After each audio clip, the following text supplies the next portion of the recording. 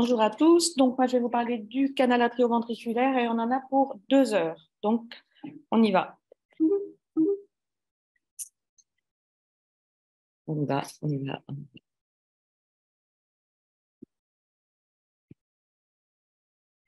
Donc, le CAV, c'est une cardiopathie congénitale relativement fréquente puisqu'elle représente 5 à 7% des cardiopathies congénitales. Elle est particulièrement intéressante. On peut lui donner plusieurs types de définitions. Une définition anatomique, donc, puisque vous le savez, ça touche la zone de jonction entre les oreillettes et les ventricules. Une définition embryologique, puisque c'est autour de la zone mésenchymateuse des bourgeons et de la septation, on va y revenir. Et enfin, une définition pathologique. Tout s'organise autour de cette jonction éculo-ventriculaire commune, et vous allez voir, on va en reparler plusieurs fois, avec potentiellement une CIA et une CIV associées. Alors, tout ceci nous donne un diagnostic de précision, ce qui est difficile, des hémodynamiques extrêmement variées et enfin un défi chirurgical. On va faire un petit rappel embryologique. Je crois que vous avez eu un cours d'embryo qui était destiné, qui a déjà été fait. Donc, vous savez qu'il y a un tube cardiaque. La première étape, c'est la boucle. Et qu'au moment de la boucle, on a notre orifice atrioventriculaire qui va communiquer entre l'oreillette primitive et le futur ventricule gauche uniquement. Et que lorsque on observe l'entonnoir de tricuspidien, c'est-à-dire le fait que le futur ventricule droit, qui est le bulbus cordis, va s'avancer vers cet orifice atrioventriculaire, on va pouvoir, comme vous le voyez sur le schéma qui est emprunté à Lucie Louyel, voir que cette connexion atrio-ventriculaire, finalement, va communiquer entre l'oreillette primitive et le futur ventricule gauche, et aussi entre l'oreillette primitive et le futur ventricule droit. Donc, la formation de la valve tricuspide, elle se fait au-dessus de cet entonnoir et à partir des bourgeons endocardiques.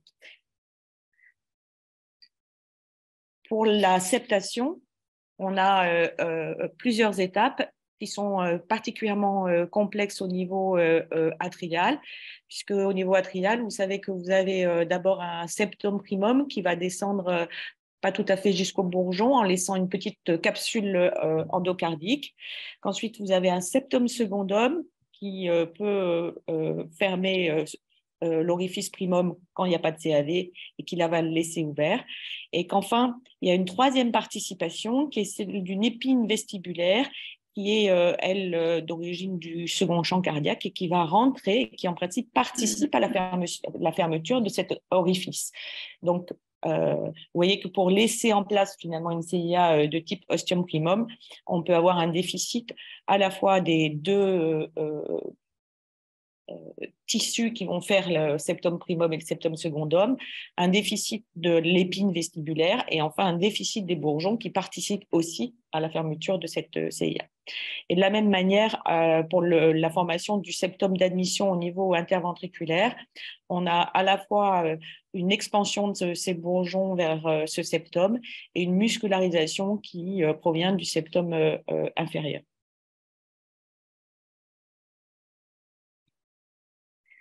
Donc finalement, ce CAV, ça va être une anomalie de formation de la jonction éculo-ventriculaire. Et vous voyez que les termes de définition, en particulier si vous cherchez ce PubMed, ont évolué vers finalement vers ce qu'on appelle un atrioventriculaire defect plutôt qu'un défect qui viendrait uniquement des bourgeons endocardiques, puisque maintenant on sait qu'il n'y a pas du tout que la participation des bourgeons endocardiques. Donc là, vous avez un petit schéma qui vous montre donc qu'il y a le septum atrial, le septum ventriculaire, la participation des bourgeons, et puis la capsule mésenchymateuse, et puis l'épine vestibulaire qui est là. Donc, quand on a un canal atrioventriculaire, en particulier, là, ils ont représenté plus la composante interauriculaire, vous voyez que vous avez la participation de tous ces éléments et que finalement, en embryologie, cela se traduit par ça et qu'on peut avoir donc un défaut mésenchymateux, un défaut myocardique et enfin un défaut d'alignement des septa qui fait participer à la fois le premier champ et le deuxième champ. Donc, bon, on se rappelle plusieurs étapes, mais on se rappelle surtout qu'il y a l'intervention de 3 types de cellules souches qui vont et qui proviennent des 2 champs et qui vont participer à la complexité et à la variété de toute cette cardiopathie qu'on appelle le canal atrioventriculaire.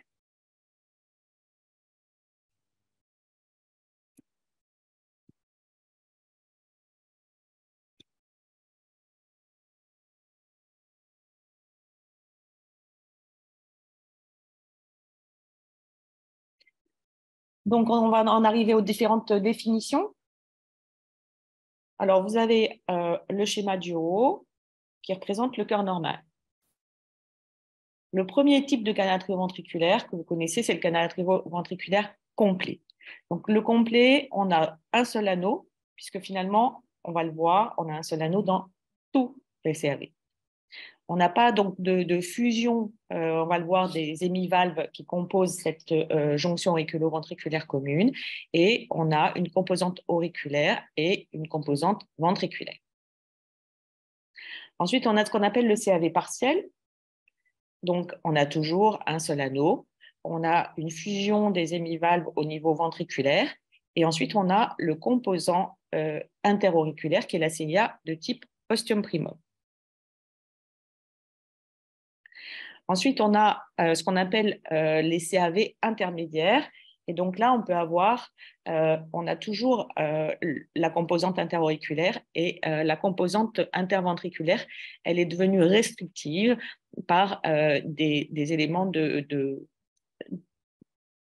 cordage qui vont, on va le voir un petit peu plus dans la classification de Rastelli, qui vont fermer cette communication interventriculaire. À l'inverse, on peut avoir un CAV qui n'est fait que de la CIV d'admission, avec toujours la jonction auriculo-ventriculaire commune. Enfin, on peut avoir des CAV qui ne sont faits que d'une fente mitrale sur la jonction auriculo-ventriculaire. Et enfin, on peut avoir un CAV qui n'est fait que d'une insertion linéaire des valves auriculo-ventriculaires. En fait, c'est un anneau commun. Il n'y a plus de cleft, il n'y a plus de CIV, il n'y a plus de CIA, mais on peut avoir une jonction auriculo-ventriculaire qui a les caractéristiques du CAV. Donc, je vous ai mis juste une dernière publication un peu plus récente qui est celle de Rigby, parce que là aussi, il y a eu beaucoup de discussions sur toutes ces formes de CAV, en particulier sur la forme qui comporte que la CIV et la forme qui comporte que l'alignement des valves auriculaires et ventriculaires. Donc, c'est des formes beaucoup plus rares, mais finalement, elles existent. Et donc, vous voyez que dans cette dernière publication, finalement, il a repris un petit peu toutes les définitions que je viens de vous schématiser, et qu'il a mis celui qui avait une CIV isolée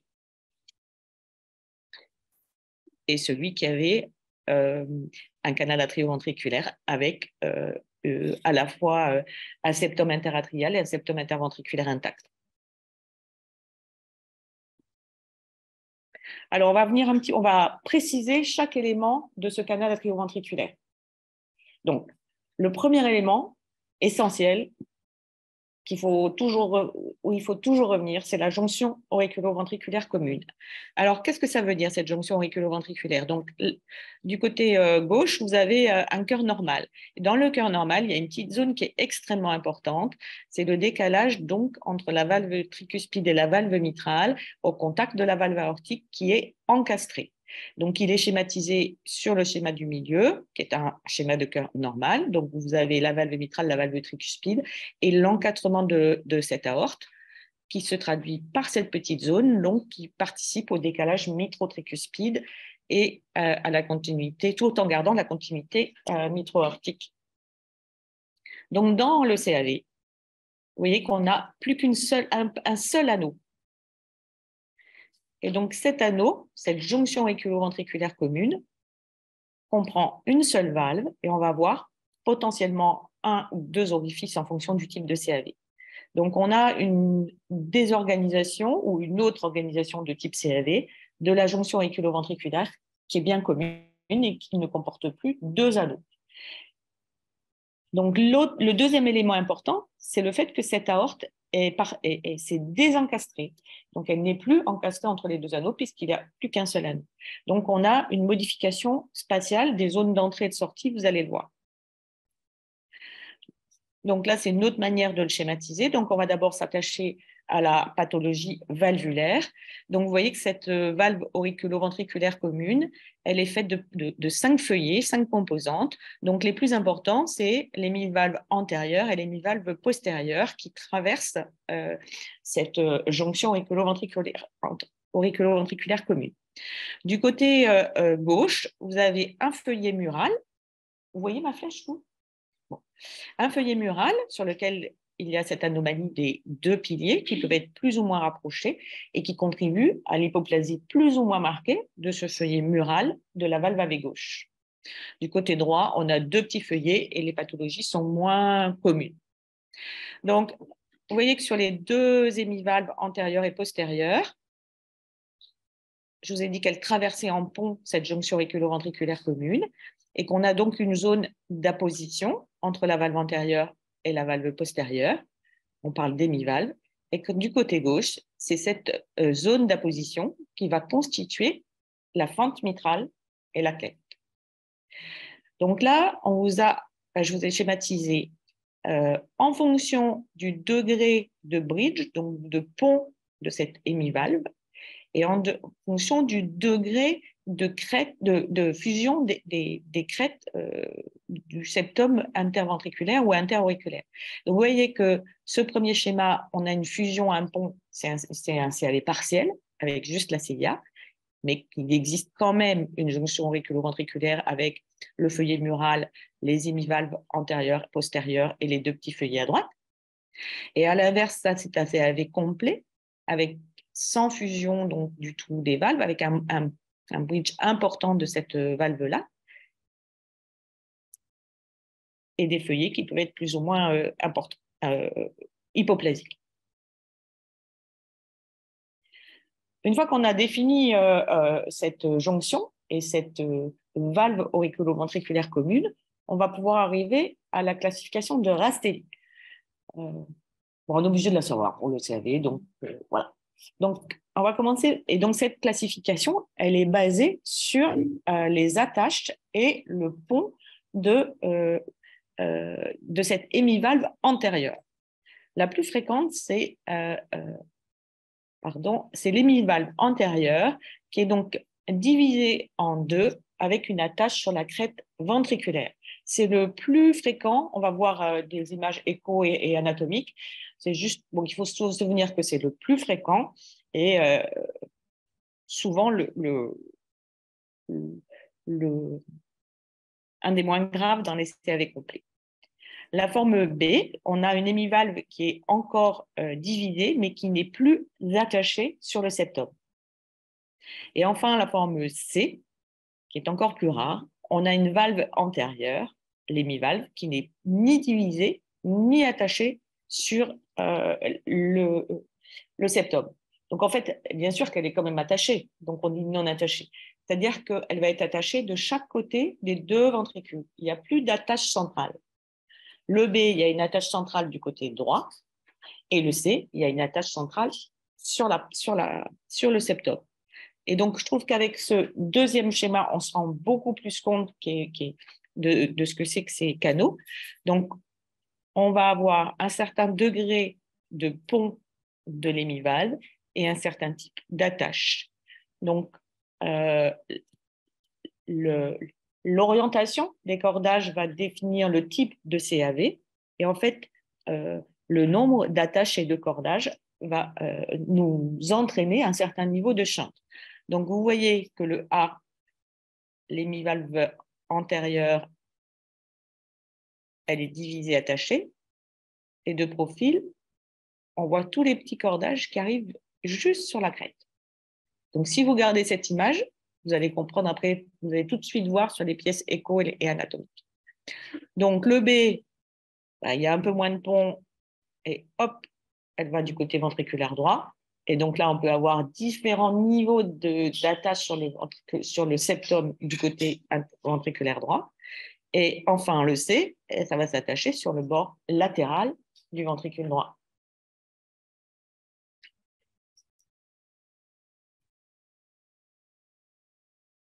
Donc là, on a vu tout le type demi-valve, le type d'attache, et ensuite, donc, qui nous donne la classification de Rastelli. Je vous ai parlé de la désorganisation spatiale du fait donc de l'absence d'encastrement de l'aorte. Donc, cette déformation du septum d'admission va entraîner une élongation de cette voie d'éjection ventriculaire gauche qui va nous donner une augmentation de cette distance qui va de la pointe du ventricule gauche à la valve aortique. Vous voyez que d'habitude, c'est à peu près équivalent, la distance de la valve mitrale à la pointe et la pointe jusqu'à l'aorte, donc ce qu'on appelle l'outlet et l'inlet. Et là, vous voyez que cette zone sous-aortique, elle est complètement étirée, élongée, puisque c'est le terme, tout en gardant cette continuité entre la valve aortique et la valve mitrale, puisqu'il n'y a pas de discontinuité. Donc là, on vous l'a représenté sur des pièces anatomiques, donc là, c'est normal. Et à droite, c'est la zone de CAV, donc vous voyez le CAV au milieu, et ces bords de la valve aortique est ascensionné, et il y a une partie qui est à la fois élongée et lisse, c'est ce qu'on appelle l'aspect scoped out du septum. Et en fait, il y avait une image qui était décrite plus qu'à l'échographie, mais en fait, quand on faisait encore des cathétérismes de diagnostic dans le CAV, on avait une image dite en col de cygne de cette aorte qui montait. Et en fait, c'est juste l'aspect élongé de cette voie aortique.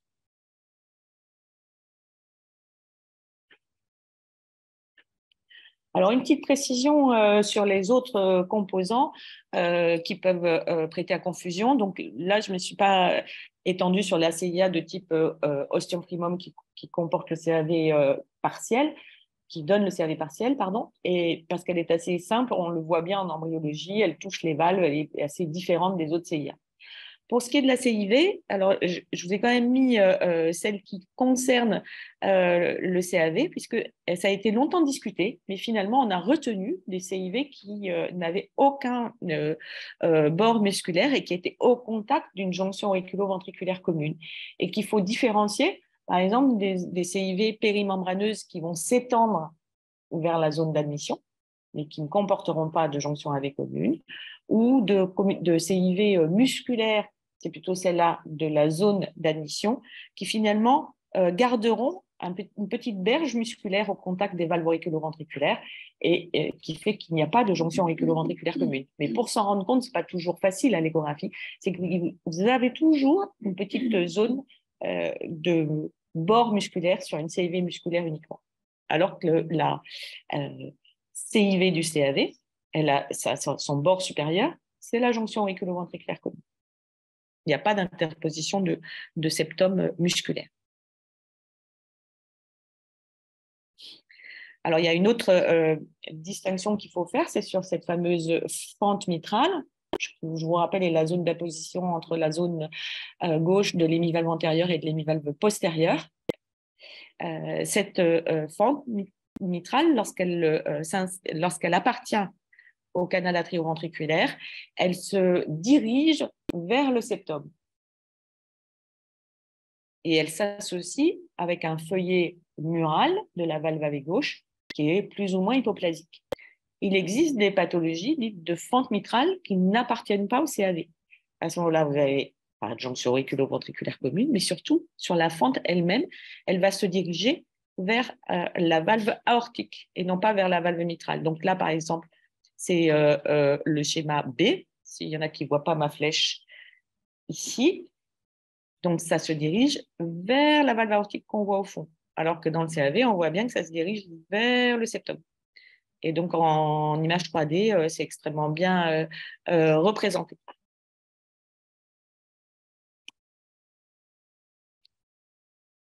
Alors là, je vous ai mis une écho 3D qui est un peu grossière dans le traitement, parce que c'était le début du 3D sur le J.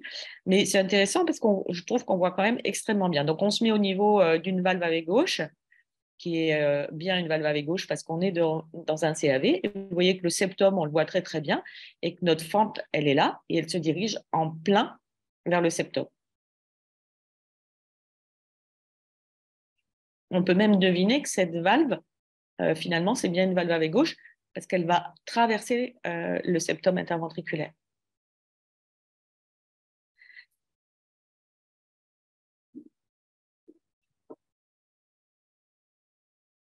alors que dans une fente qui n'appartient pas au CAV, elle est là. Et d'ailleurs, vous voyez tout de suite qu'on a une aorte qui est encastrée.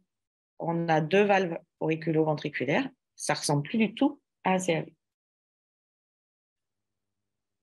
Mais c'est vrai que c'est plus facile de le voir en 3D que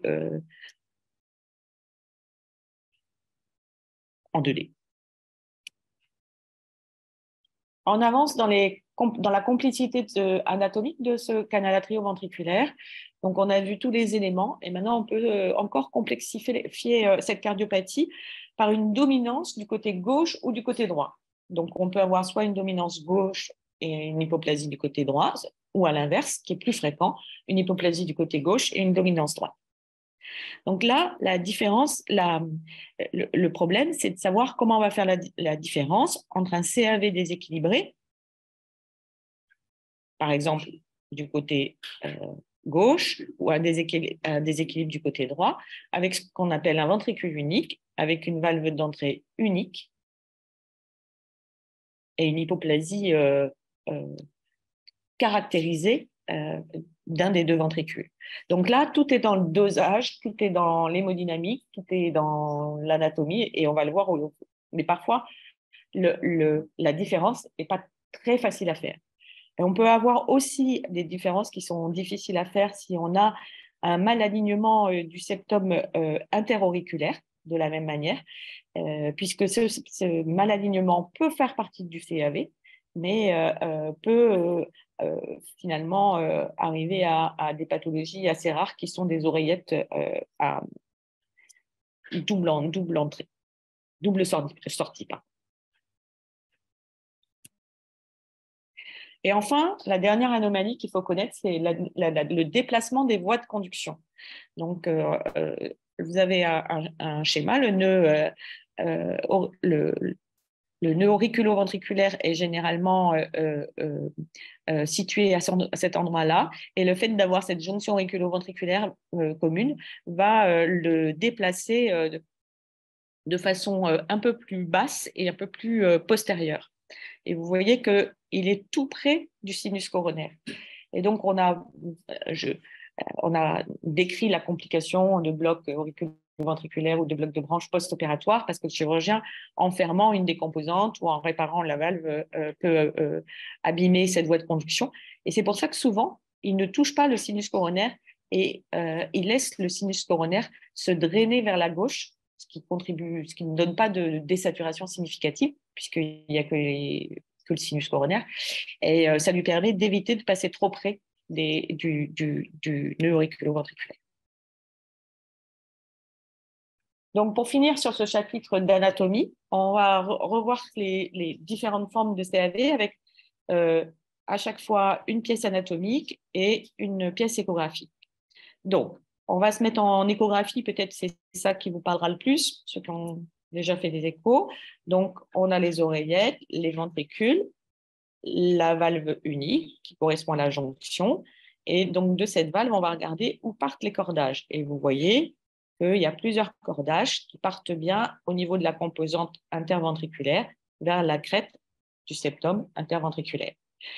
Si on se met sur une vue petit axe, de la même manière, on verra les cordages partir sur ce septum. Et vous voyez très bien, surtout sur cette pièce anatomique de profil, tous les petits cordages qui rejoignent le septum. Donc là, sur la photo de droite, de la vue du ventricule gauche, on le voit très bien et on voit bien la correspondance avec l'échographie. À l'inverse, vous savez, on a parlé du CAV de type C où il y a un énorme CAV finalement qui fait comme une communication béante au milieu du cœur et avec les attaches qui sont seulement sur le côté latéral. Et donc, ici, vous avez les oreillettes, les ventricules, le septum, la valve commune. Et vous voyez qu'il y a une attache de la valve AV gauche même qui va partir et qui va s'attacher sur la paroi antérieure du ventricule droit. Donc ça traverse, mais quand le CAV, la valve AV s'ouvre en diastole, vous voyez qu'il y a une immense communication béante au milieu de la croix du cœur. Et on voit très bien sur l'image anatomique en bas, l'image qui a été représentée sur l'échographie de ces cordages et de ce pilier qui va complètement s'attacher sur la paroi latérale.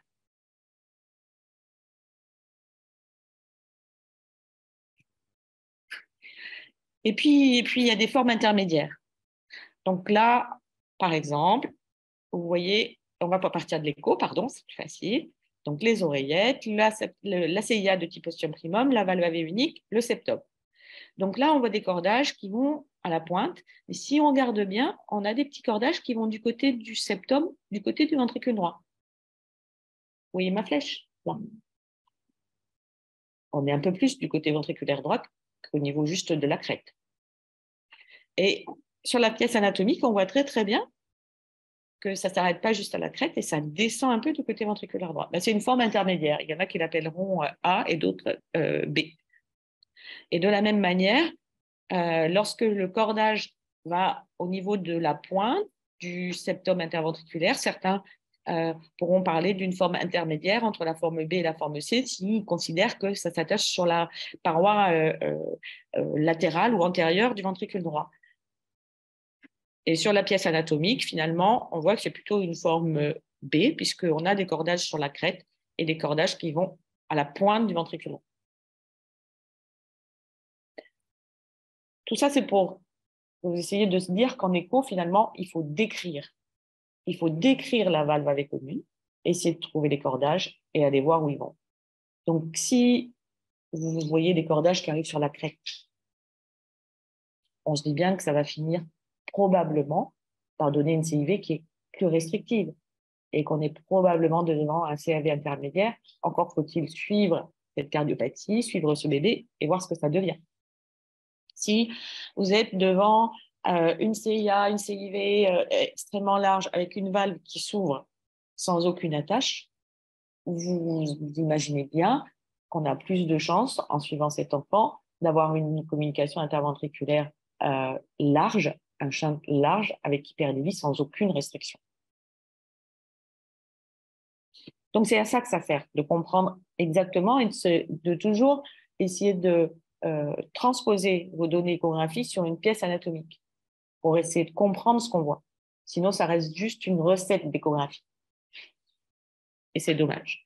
Alors oui, j'avais oublié qu'on a aussi le petit CAV partiel, donc en vue longitudinale, suivant qu'on est en systole ou en diastole. Vous voyez que la communication peut être plus ou moins large, il faut toujours la mesurer dans les deux sens. Vous voyez, donc sur la vue du ventricule gauche, on aperçoit la communication derrière et surtout, on voit la fente de la valve AV gauche. Et vous voyez que ce qui est intéressant, c'est qu'on a bien cet aspect très lisse et très allongé du septum interventriculaire sous-aortique. Donc là, vous voyez, donc du côté de l'oreillette droite, on a la communication, mais on n'a plus de communication interventriculaire. Donc vous voyez que sur cette jonction auriculo-ventriculaire commune qu'on peut dessiner comme sur les schémas, sur un ovale, il y a peu à deux anneaux, et ben vous avez deux orifices, puisque la communication est seulement du côté interauriculaire. Et que du côté ventriculaire, vous avez une fermeture de cette communication. Donc, vous avez au niveau de, même s'il y a une communication entre les deux oreillettes, vous allez le voir aussi sur les cas cliniques, deux entrées sur une jonction commune. Il n'y a pas deux anneaux, il y a deux orifices, mais pas deux anneaux.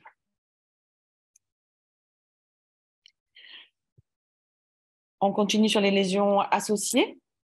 Donc, CCAV, on a vu qu'il pouvait donc être plus ou moins équilibré. On peut avoir des anomalies cardiaques, intracardiaques associées. On peut avoir des anomalies de la voie de sortie droite, conotroncale, plus souvent dans les CAV déséquilibrés. On peut avoir à l'inverse des anomalies de la voie gauche. Et à ce moment-là, c'est surtout dans un CAV déséquilibré dominant droit, puisque la voie gauche est petite.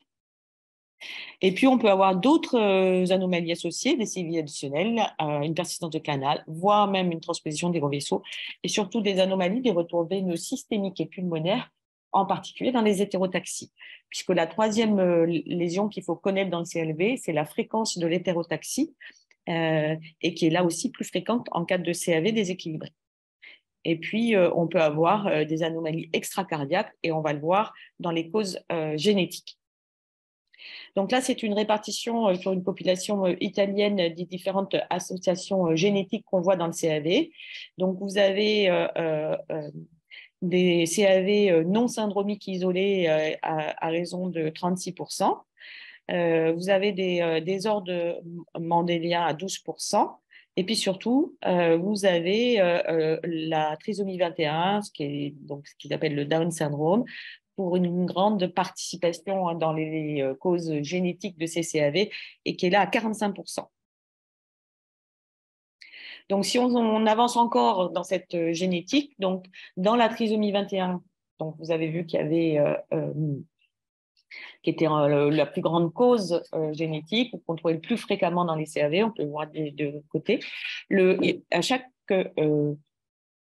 anomalie génétique, vous allez voir, va correspondre, ce n'est pas systématique, mais un phénotype particulier fréquent. Et dans la trisomie 21, vous verrez que vous avez pour plus de la moitié de CAV complets. Donc, dans les autres affections génétiques qui peuvent entraîner des syndromes polymalformatiques, donc vous avez les hétérotaxies, vous verrez que le phénotype n'est pas le même pour l'asplénie et la polysplénie. Et surtout, vous avez dans deuxième cause, c'est les rasopathies. Ensuite, vous avez des syndromes polymalformatifs de type charge ou bactère. Et enfin, vous avez des syndromes de polydactylie axiale, post-axiale, donc des anomalies avec du côté du petit doigt des doigts supplémentaires. Et là, vous avez plein de syndromes. Sur la diapositive suivante, ils vous sont nommés. Là, j'ai mis que les initiales et vous pourrez les regarder. Ensuite, on a enfin des anomalies génétiques ponctuelles, on va dire, isolées, qui peuvent être des lésions qu'on connaît bien maintenant, comme GATA4, CRED. Et ne pas oublier qu'il y a des facteurs maternels qui vont favoriser la survenue de canal atrioventriculaire, qui sont le diabète, ça c'est plus connu, mais l'obésité. Et il y a quelques publics qui sont sortis dernièrement sur la survenue de cardiopathie congénitale et en particulier des CAV en cas d'obésité. Donc là, je vous ai repris un diagramme qui reprend bien tout ce que je vous ai dit. Donc, finalement, si on se retrouve si on prend notre groupe de CAV, on en a finalement presque les 2/3 qui sont associés à des syndromes génétiques polymalformatifs et 30% qui sont plus isolés sans syndrome polymalformatif. Et vous allez voir que finalement, les phénotypes peuvent être, déjà les causes génétiques dans les deux arbres syndromiques ou non syndromiques sont extrêmement différentes et variées. Et enfin, les phénotypes peuvent être variés, mais souvent associés à une cause génétique. Et ce qui est intéressant, c'est qu'on a même une liaison avec l'origine embryologique, c'est-à-dire que ceux qui ont la participation prédominante de la crête vestibulaire va donner plutôt des CAV syndromiques, alors que lorsque la participation des bourgeons endocardiques est prédominante, ça va nous donner un CAV isolé.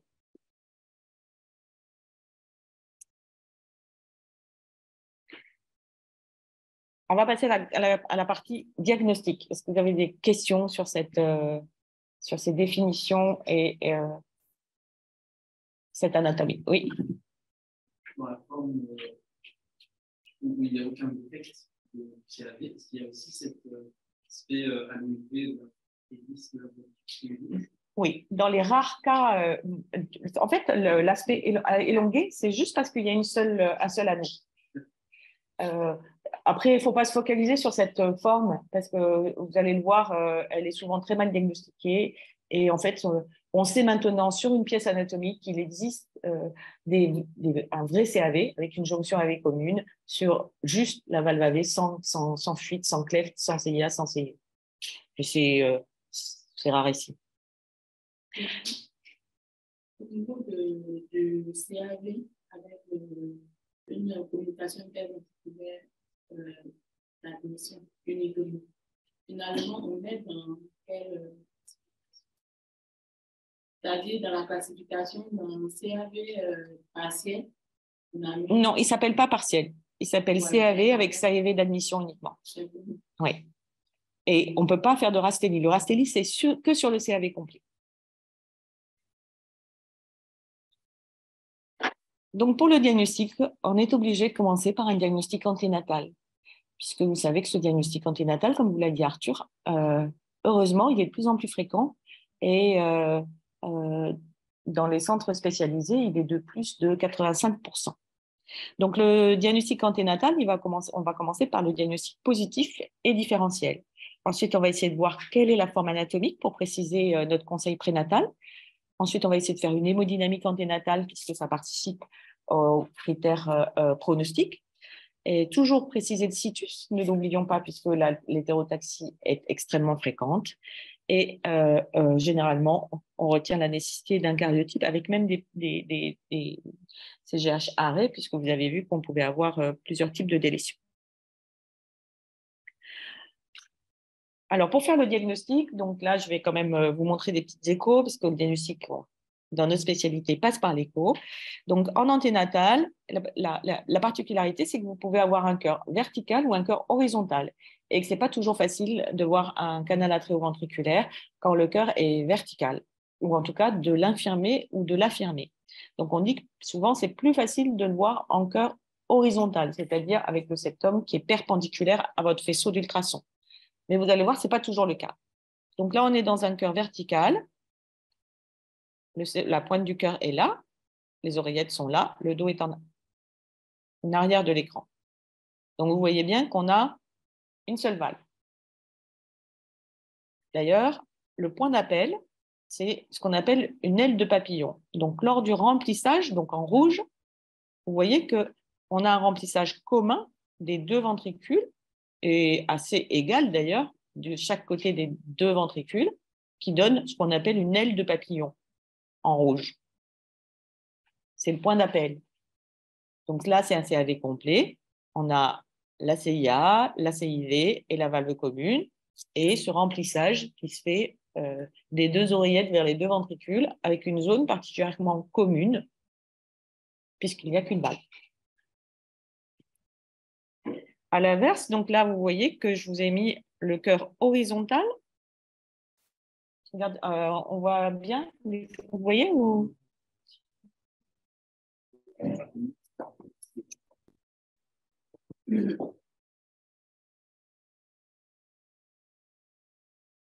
Ah.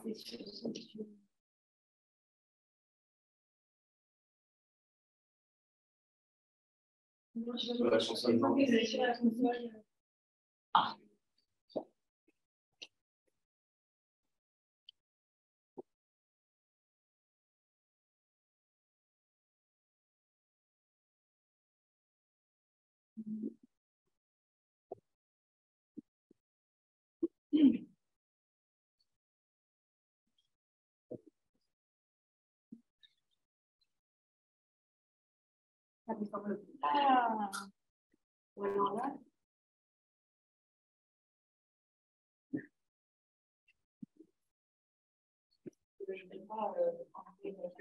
Ouais, c'est une parce que de toute façon là c'est bloqué.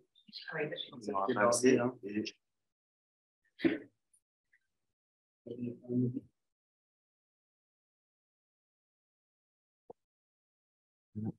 il n'y a pas, je me permets. Vas-y.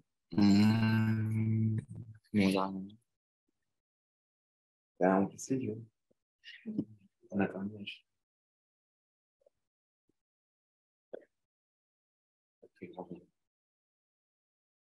Bon, ça, c'est pas très grave si on ne voit pas bien mes échos. Non, c'est pas. Oui, mais là, c'est tellement beau. Merci.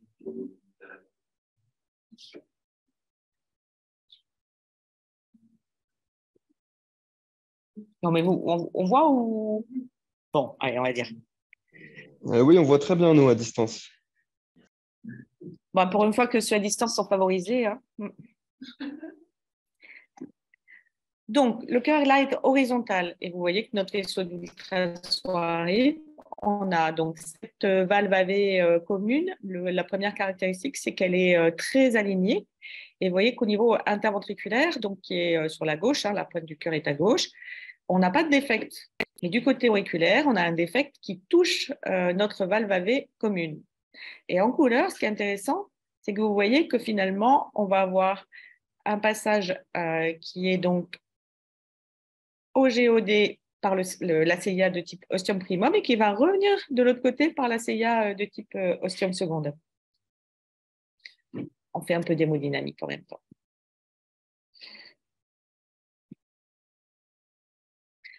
Et donc finalement, sur un cœur qui est entre les deux, on n'arrive pas à se positionner mieux, parce que c'est vrai que parfois on n'arrive pas toujours à se positionner comme on veut.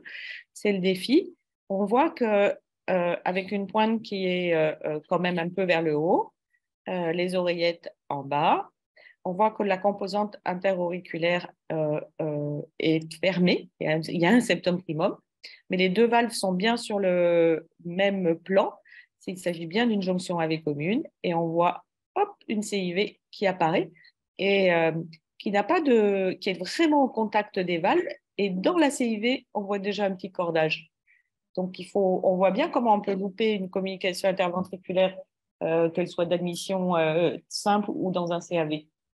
Mais vous voyez qu'à un moment donné, la couleur, elle nous aide aussi à diagnostiquer cette communication puisqu'elle passe presque de l'oreillette droite vers le ventricule gauche à travers cette CIV d'admission.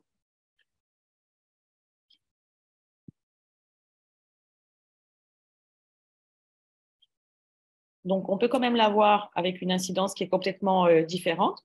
Donc, ce qui est important, c'est vraiment cet alignement des valves qui correspond à cette jonction auriculo-ventriculaire commune. Et le septum primum est présent. Et dans ce septum interventriculaire, on voit qu'à un moment donné, il y a un défect qui parfois est rempli de cordage, mais ce n'est pas du septum.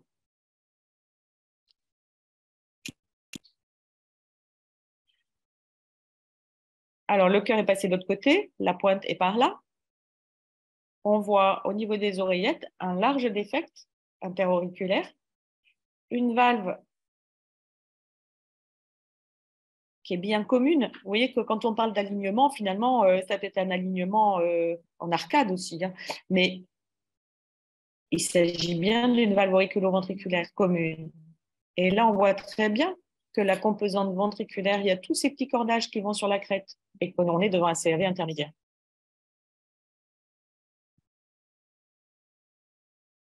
Et on finira l'écho anténatal par cette forme plus complexe. Donc là, la pointe du cœur est en bas. Et là, vous voyez un petit bout de quelque chose. En fait, c'est le bout du septum interventriculaire. Vous avez la valve commune et vous avez un énorme CAV puisqu'il y a une énorme communication interventriculaire et quasiment une oreillette unique. Donc là, on peut se demander si on n'est pas devant une forme frontière de ventricule unique. Et en fait, je n'en avais pas tout à fait fini. Donc ça, c'était pour vous montrer qu'en anténatal, on peut aussi analyser le fonctionnement de cette valve auriculo-ventriculaire. On est du côté gauche ici. On peut se demander s'il n'y a pas une petite asymétrie aux dépens des cavités gauches, mais surtout sur la valve auriculo-ventriculaire unique, on voit extrêmement bien cette fuite, cette régurgitation en rouge qui va du VG vers l'oreillette droite, l'oreillette gauche, un peu des deux, et qui est la fente mitrale. Ce qu'on appelle même si on ne devrait pas dire la fente mitrale.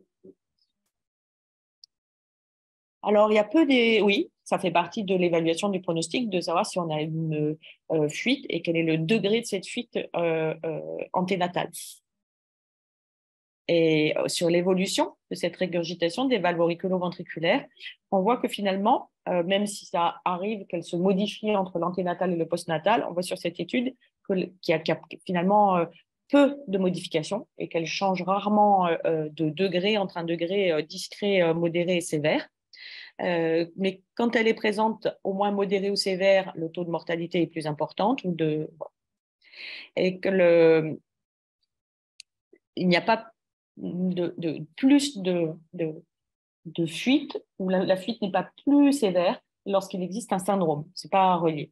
D'ailleurs, vous verrez dans les CAV des enfants trisomiques 21, souvent c'est des CAV complets où il n'y a quasiment pas de fuite de la valve auriculo-ventriculaire. On a fini le diagnostic de la forme la plus simple à la forme la plus complète ou la plus complexe. Et il y a un diagnostic différentiel qu'il faut connaître. C'est donc la veine cave supérieure gauche dans le sinus coronaire. Donc, la veine cave supérieure gauche, vous voyez sur la première boucle, elle peut donner l'impression d'un défect au contact des valves auriculo-ventriculaires qui peuvent paraître alignées, puisqu'en fait, on est très postérieur au niveau du sinus coronaire et le sinus coronaire est dilaté et donne cette impression de défect, puisque en fait, c'est l'arrivée de la veine cave supérieure gauche dans le sinus coronaire qui se draine dans l'oreillette droite. C'est juste l'orifice d'un sinus coronaire dilaté qui donne cette impression de défect. Et donc, si vous continuez à avancer vers le septum, vers l'avant du cœur, vous voyez apparaître un magnifique septum primum et un décalage de la valve mitrale avec la valve tricuspide. Donc, c'est plus un CAV. Et en plus, vous avez l'image bien connue, arrondie, de l'arrivée de la veine cave supérieure gauche au niveau de l'oreillette gauche pour aller se jeter dans le sinus coronaire, qui est donc postérieur. Alors, c'est facile quand on a un beau bébé et qu'on a des belles images comme ça, mais ce n'est pas toujours aussi facile.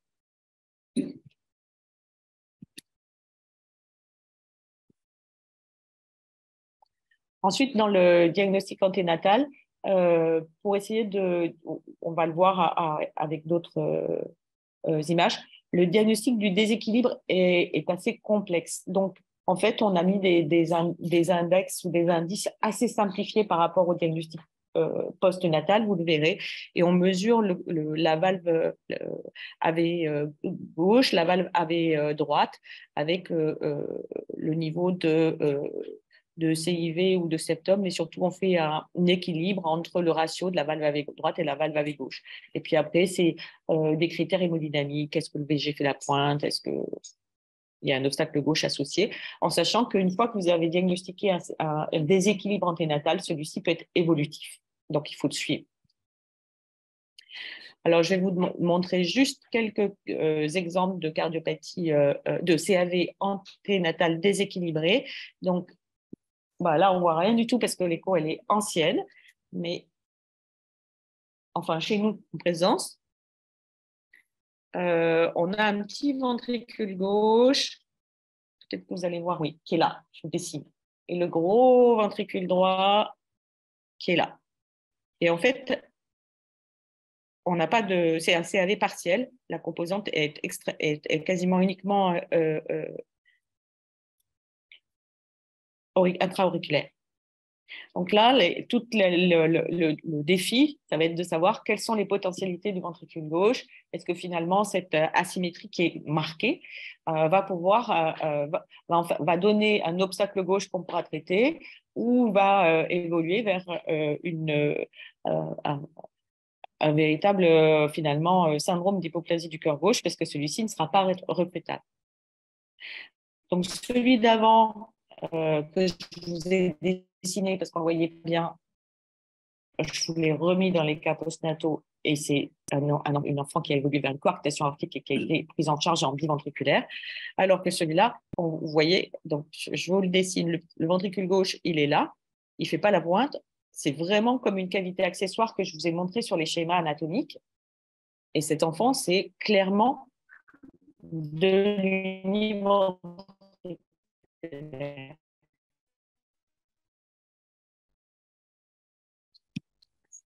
Et donc, les deux, donc comme cet exemple, on va faire la mesure qu'on avait dit, c'est-à-dire on mesure la valve AV gauche, on mesure la valve AV droite et on mesure par exemple la communication interventriculaire quand elle y est. Donc là, vous voyez que c'est l'inverse du premier cas, ce n'est pas un CAV partiel avec un déséquilibre, ce qu'on voit gauche, qu'on voit souvent, c'est une CIV d'admission CAV avec un déséquilibre gauche. Et donc, si on peut faire le ratio, et on voit quand même que ce ventricule gauche, on va jusqu'à la pointe, il est là, hop, si on met la couleur, on voit qu'on n'a pas d'obstacle, même si on a une petite voie à gauche. Et après, on aura juste une hypoplasie de la aorte horizontale et une hypoplasie du isthme qui nous font penser que cet enfant va faire une coarctation aortique et qu'on pourra recruter ce DG et corriger finalement son CM. Ce qui a été le cas. Donc, tout ça, donc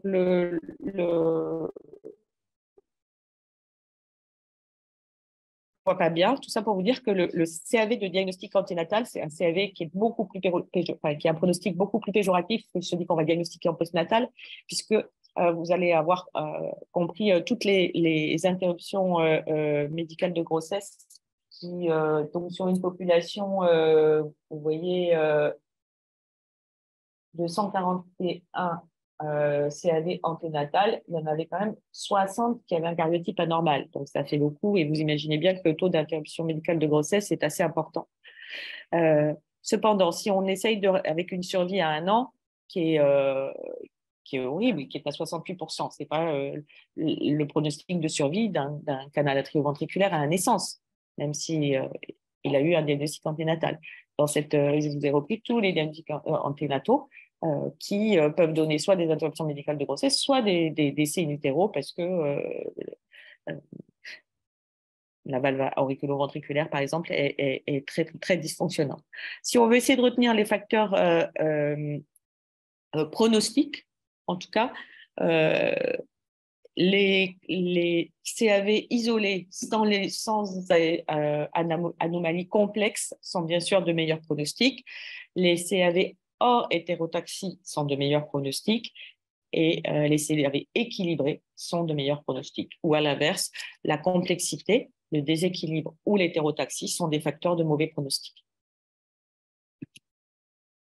Alors, un petit mot de cette fameuse insertion des valves auriculo-ventriculaires, parce qu'au-delà de la définition, on a dit finalement qu'un CAV, ça pouvait être juste une jonction AV commune, ce qu'on appelle diagnostiquer sur une insertion linéaire. Cette insertion linéaire, elle a été décrite finalement au départ par le docteur Fredouille, qui était à Marseille, et parce qu'elle l'avait retrouvé sur des pièces anatomiques. Et finalement, on le décrit comme l'absence de décalage ou de décalage significatif entre la valve tricuspide et la valve mitrale. Et le problème, c'est que même si ce signe existe, ils ont tout de suite voulu le transférer sur un signe d'appel de la trisomie 21. Or, ce signe, la première chose, c'est qu'il dépend de où on va couper le cœur, en particulier à l'échographie anténatale. Donc là, par exemple, vous voyez qu'il s'agit d'un cœur normal. Et si je descends vers le diaphragme, parce que le cœur est couché sur le diaphragme en période anténatale, je vais avoir un alignement qui survient juste parce que je suis au niveau diaphragmatique. Et ce n'est pas un CAV, c'est un cœur normal. Et donc ça a été très bien montré dans cette étude avec des coupes échographiques corrélées aux coupes histologiques. Et de la même manière, quand j'ai authentiquement un canal atrioventriculaire avec une toute petite composante interauriculaire interventriculaire, si je pars du niveau aortique à un moment donné avant d'arriver au diaphragme, je peux avoir l'impression d'un décalage qui sera peut-être mesuré de petite taille, mais qu'on voit apparaître. Donc finalement, c'est un mauvais signe qui fait que finalement, c'est en 2009, il y a enfin eu une étude qui a montré qu'on ne pouvait pas le retenir comme signe d'appel isolé d'une trisomie 21, puisqu'il était peu sensible et peu spécifique, et parfois retrouvé de manière non négligeable chez les sujets normaux. Donc, le message, c'était qu'on ne pouvait plus, alors là, ça nous intéresse, nous, en tant qu'anténataux, si on a juste ce fameux alignement, on n'a pas d'anomalie des eaux propres du nez ou autre chose, ça ne suffit pas à demander une amyosynthèse. Alors, je vous montre quand même un exemple pour vous montrer que ce n'est pas très facile à diagnostiquer, d'ailleurs. Donc, vous voyez que là, il n'y a pas d'effect interauriculaire interventriculaire et on a en effet une impression d'alignement des valves auriculo-ventriculaires. Mais si sur cette, vous voyez que sur cette boucle où je pars vers la voie d'éjection, à un moment donné, puisque je pars du sinus coronaire jusqu'à la voie aortique, on peut se demander si on voit, juste avant la voie aortique, si on ne voit pas apparaître un tout petit décalage. Alors que sur cette boucle-là, on a l'impression que l'absence de décalage, l'alignement, pardon, ne fait aucun doute. Donc, en gros, c'est un mauvais signe.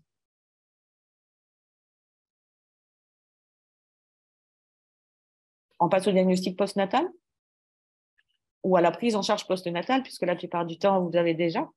Donc, le diagnostic, c'est le même, anténatal. Ensuite, on va donc essayer d'évaluer l'hémodynamique postnatale avec donc la baisse des résistances pulmonaires.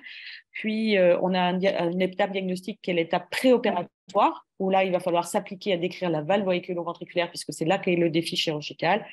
Une analyse péropératoire et post-opératoire. Allez, on y va. Je vais vous mettre en route celui-là. Donc, ce qui est bien en postnatal, c'est qu'on a la voie sous-costale où on peut se mettre tranquillement en petit axe pour analyser cette valve auriculo-ventriculaire.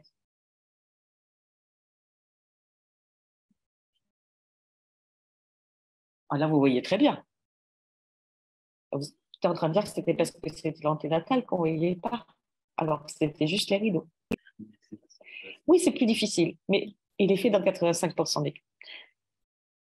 Donc, sur une vue petit axe, vous pouvez voir dans ce cas-là qu'au-delà de cette jonction auriculo-ventriculaire commune, qu'on voit très bien quand c'est la diastole, hop, on a des petits cordages, ou en tout cas des petits filaments qui vont s'insérer sur le septum. Alors que dans cette vue-là, c'est beaucoup plus net, il n'y a pas grand-chose.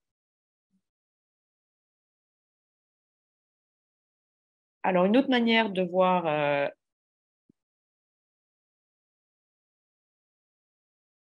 notre valve AV commune et éventuellement les attaches, c'est de se mettre en grand axe.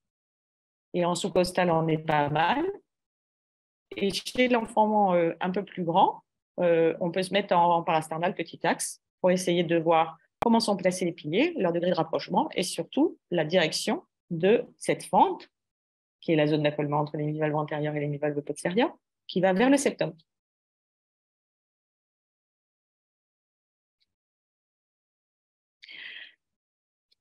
Donc, une fois que vous avez fait ce diagnostic, on va essayer de synthétiser les choses. On va donc essayer de savoir si c'est un CAV complet, un CAV intermédiaire, partiel, voir les lésions associées, équilibrées, déséquilibrées, etc. Et on va essayer de deviner, parce qu'au début, quand l'enfant est né avec ce diagnostic anténatal, vous allez confirmer ou infirmer ou modifier le diagnostic anténatal.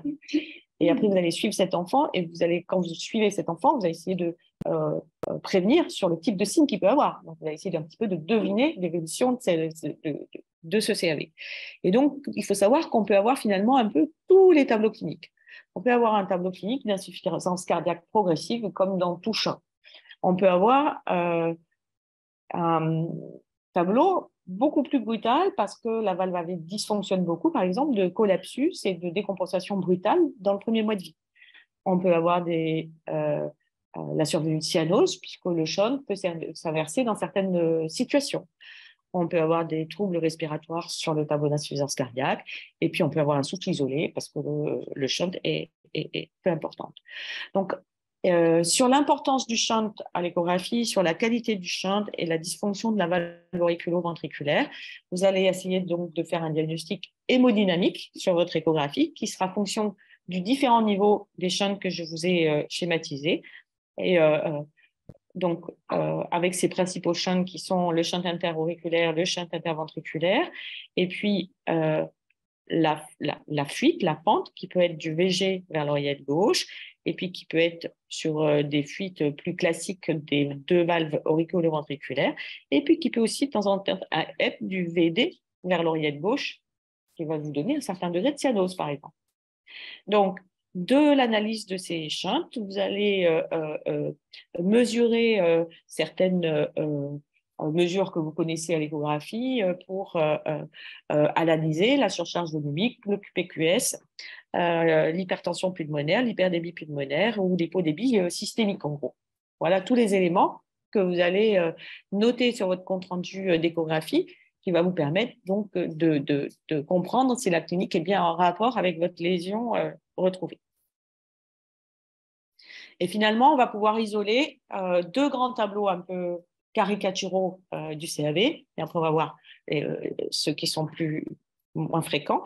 Et vous avez donc celui du nourrisson de 1 mois qui a un CAV complet, un double shunt et une fuite, on va dire, modérée de la valve auriculo-ventriculaire gauche, avec une insuffisance cardiaque congestive typique, des troubles respiratoires, une tachycardie, et finalement un hyperdébit pulmonaire, une surcharge biventriculaire, et la sévérité de ce tableau ou la rapidité de progression va dépendre du niveau de shunt et du niveau d'HTAP de cet enfant, et bien sûr du niveau de dysfonction de la valve auriculo-ventriculaire.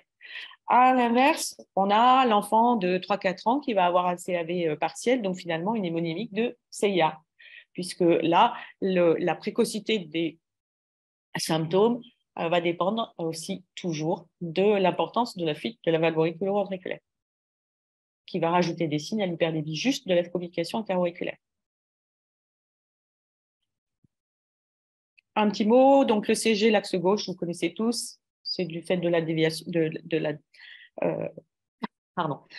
du déplacement postéro-inférieur du nœud, et la radiothorax qui peut être fonction de l'importance de l'hyperdébit ou de l'hypertension artérielle. La première chose quand vous faites l'échographie, c'est de mesurer la taille des défects. Donc là, je vais passer vite, il faut le mesurer en systole et en diastole puisque ce n'est pas le même. Allez, on fait le premier cas clinique. Donc, on est devant cette échographie en bidimensionnelle. On voit la valve AV unique, on voit la composante interventriculaire, la composante interauriculaire. Et comme on est assez tôt, juste après la naissance, on voit que les deux composants ventriculaires remplissent 2 ventricules qui sont relativement équilibrés et qu'on a du mal encore à voir le degré de shunt, en particulier au niveau de la communication. Puisque vous voyez qu'il y a des petits cordages et qu'on peut se demander si elle va devenir restrictive ou pas.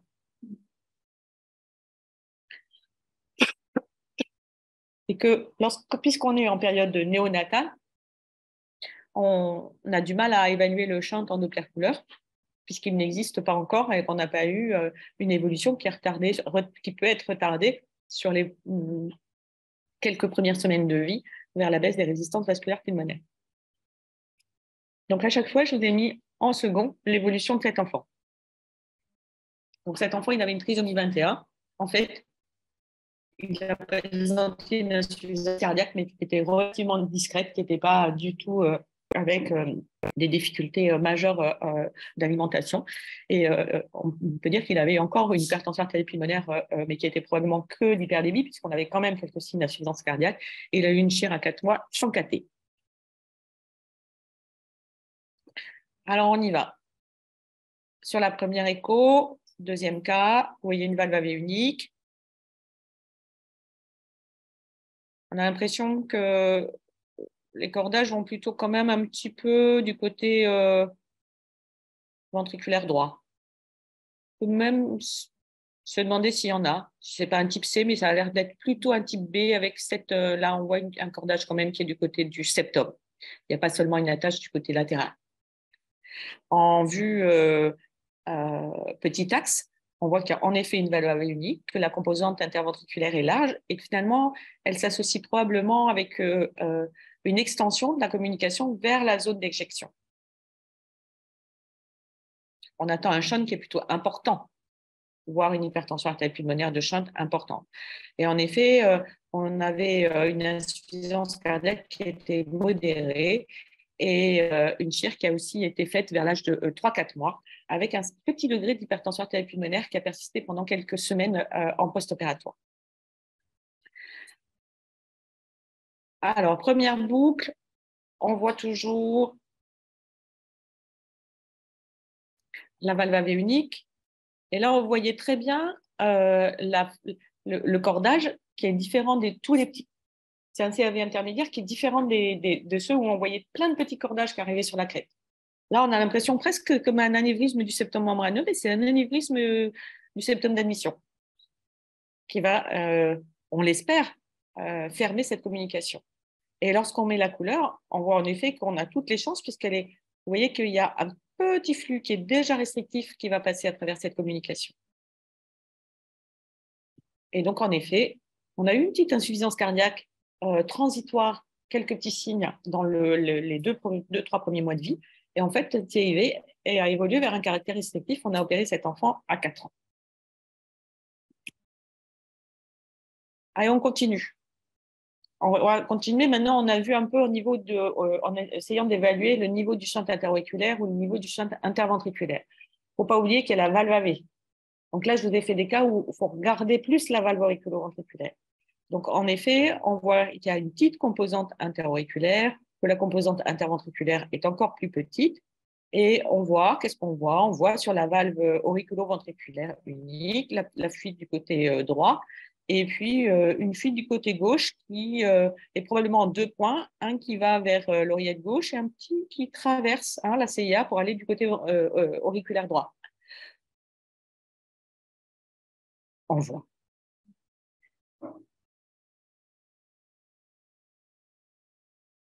Donc finalement, cet enfant a eu une hémodynamique de CIA, sans décompensation dans la première année de vie.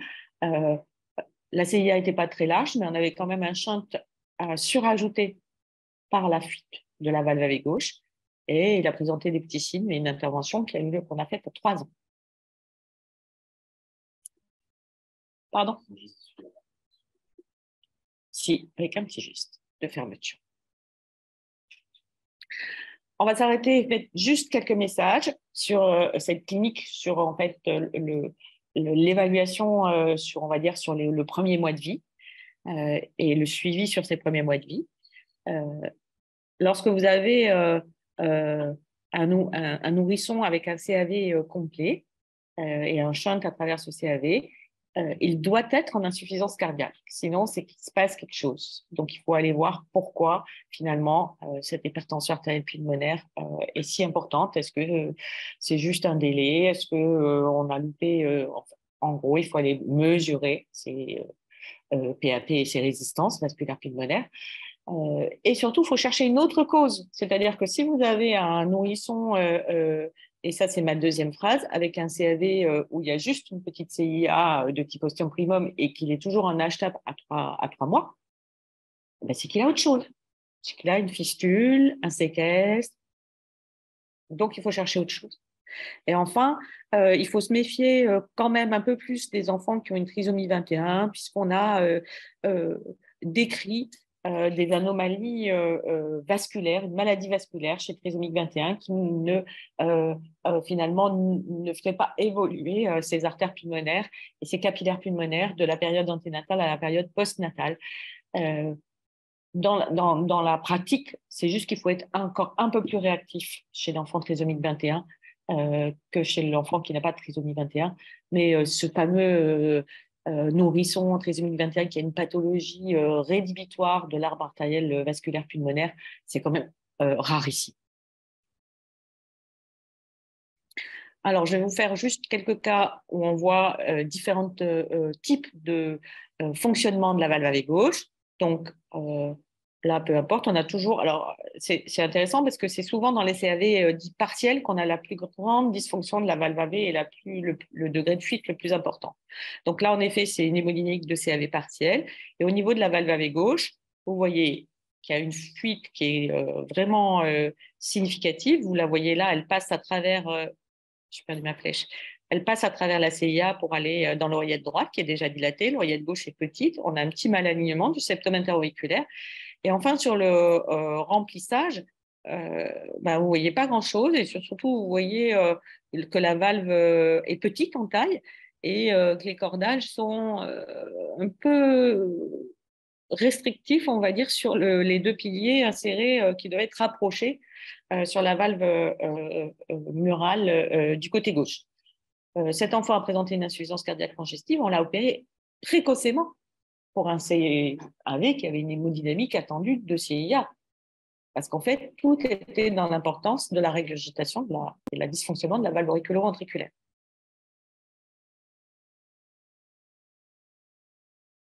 Donc, juste après, je vous montre celle-là. C'est un peu le même type de CAV, mais vous voyez que la dysfonction de la valve AV, elle n'est pas du tout la même. On a une fente qui est toujours là, avec un petit flux qui va du côté de l'oreillette droite, un petit flux qui va du côté de l'oreillette gauche. Et donc, cet enfant, on l'a opéré à 3 ans. Et il était parfaitement asymptomatique. Donc la leçon, c'est qu'il faut en voir, et avoir une couleur bien réglée et les suivre de façon rapprochée pour savoir que finalement, comment va évoluer cette fuite de la valve auriculo-ventriculaire. Et là, c'est un dernier exemple. Et vous voyez que cette fuite qui est assez importante au niveau et qui passe toujours de ce ventricule gauche à l'oreillette droite, va presque entraîner une décharge de ce ventricule gauche et un ventricule gauche qui est un petit peu plus petit. Et dernier exemple, donc là, c'est dans une hétérotaxie. Et vous voyez qu'on a une fuite plus que significative des deux valves AV gauche et droite, une oreillette unique et une veine cave supérieure gauche qui se jette directement dans l'oreillette unique. Et donc le tableau, c'est une cyanose importante avec une saturation à 70% et une chirurgie précoce à l'âge de 1. Donc, bon, ça, je vais aller un peu plus vite parce que sinon, je n'aurai pas le temps en 2 heures de vous faire tout le CAV. Mais ce qui est important, c'est de savoir qu'il y a une variété qui va du tableau classique que je vous ai dit jusqu'au tableau de l'enfant plus grand. Et ah oui, un dernier cas clinique. Donc là, c'est un enfant plus grand qui avait la communication interauriculaire sans communication interventriculaire, une petite fuite de la valve AV droite. Et cette fuite de la valve AV droite, à l'effort, on la voit qui traverse la CIA et qui se met de l'autre côté. Donc, c'est une enfant qui a présenté une cyanose à l'effort à l'âge de 3 ans et qu'on a fait opérer pour ça.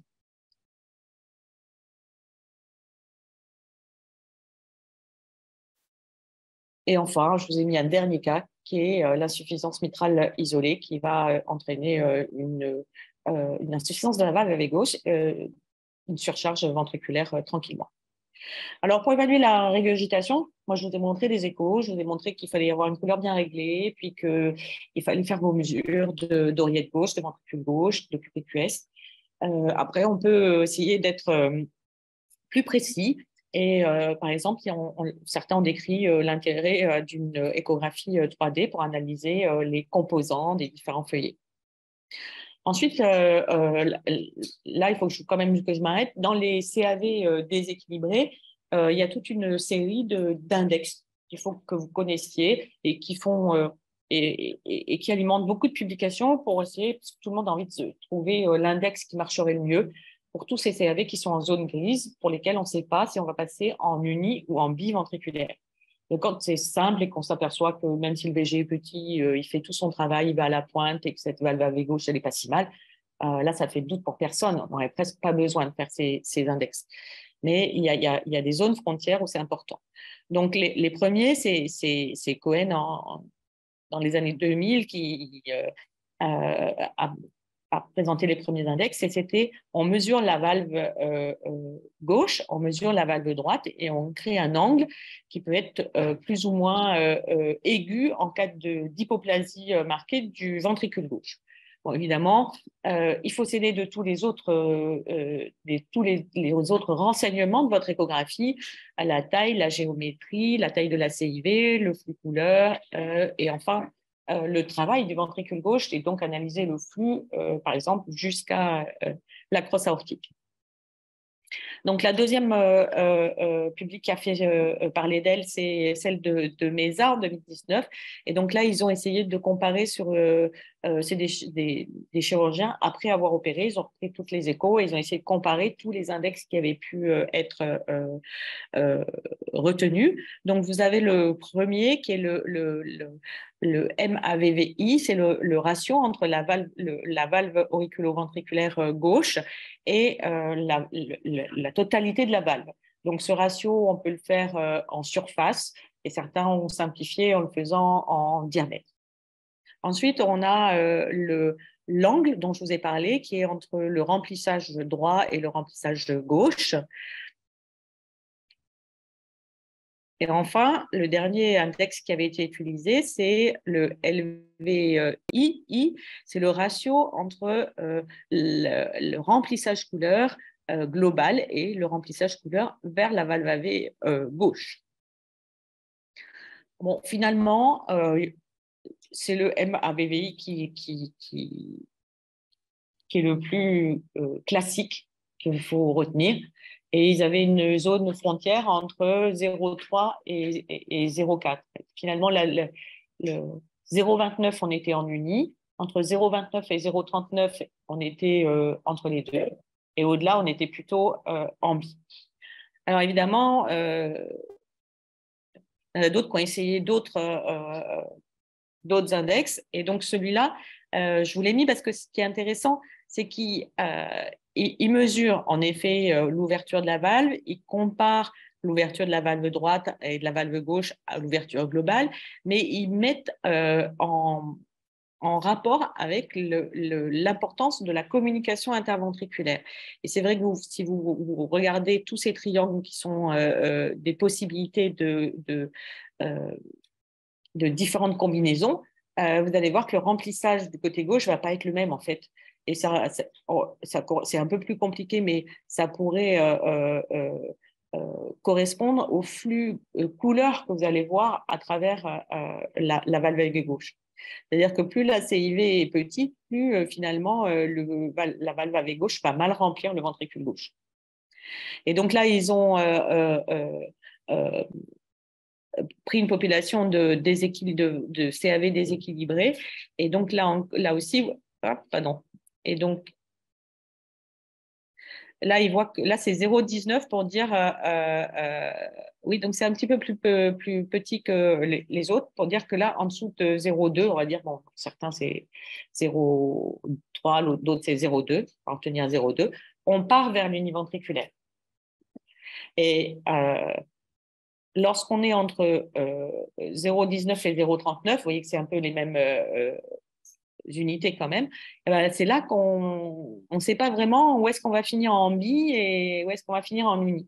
Et c'est là que le INVSD, c'est-à-dire celui qui prend en compte la largeur de la CIV, va permettre de considérer soit une prise en charge biventriculaire, soit une prise en charge univentriculaire. Bon, tout ça pour vous expliquer que ce qu'il faut retenir, c'est que ça va alimenter des discussions de staff pendant des heures et des heures lorsqu'on est dans des formes frontières. Mais qu'il y a deux éléments qui rentrent en compte, c'est la taille de cette valve auriculo-ventriculaire, la taille de la CIV. Donc, il faut retenir le AVVI parce que c'est celui que vous aurez dans tous les QCM. Après, finalement, au-delà de ces index, il y a aussi un suivi et une analyse de la fonction de cette valve. C'est-à-dire que si derrière, vous décrivez un tout petit cordage avec un tout petit pilier et un remplissage complètement contourné, voire accéléré, ce n'est pas la même chose que juste une petite valve qui fonctionne bien.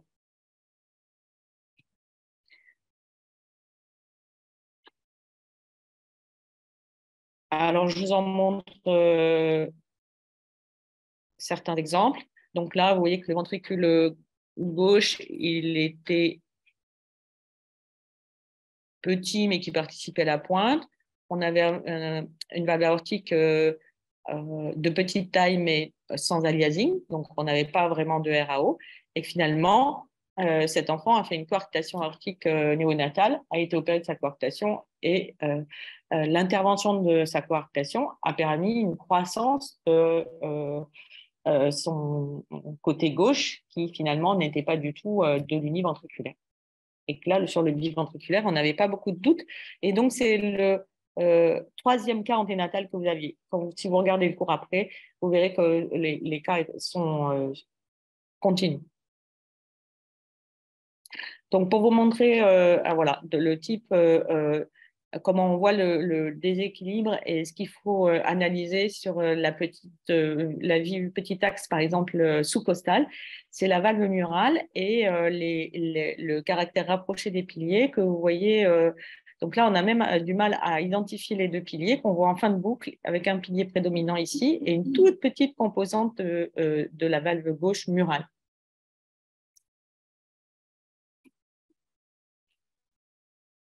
je vais passer parce que…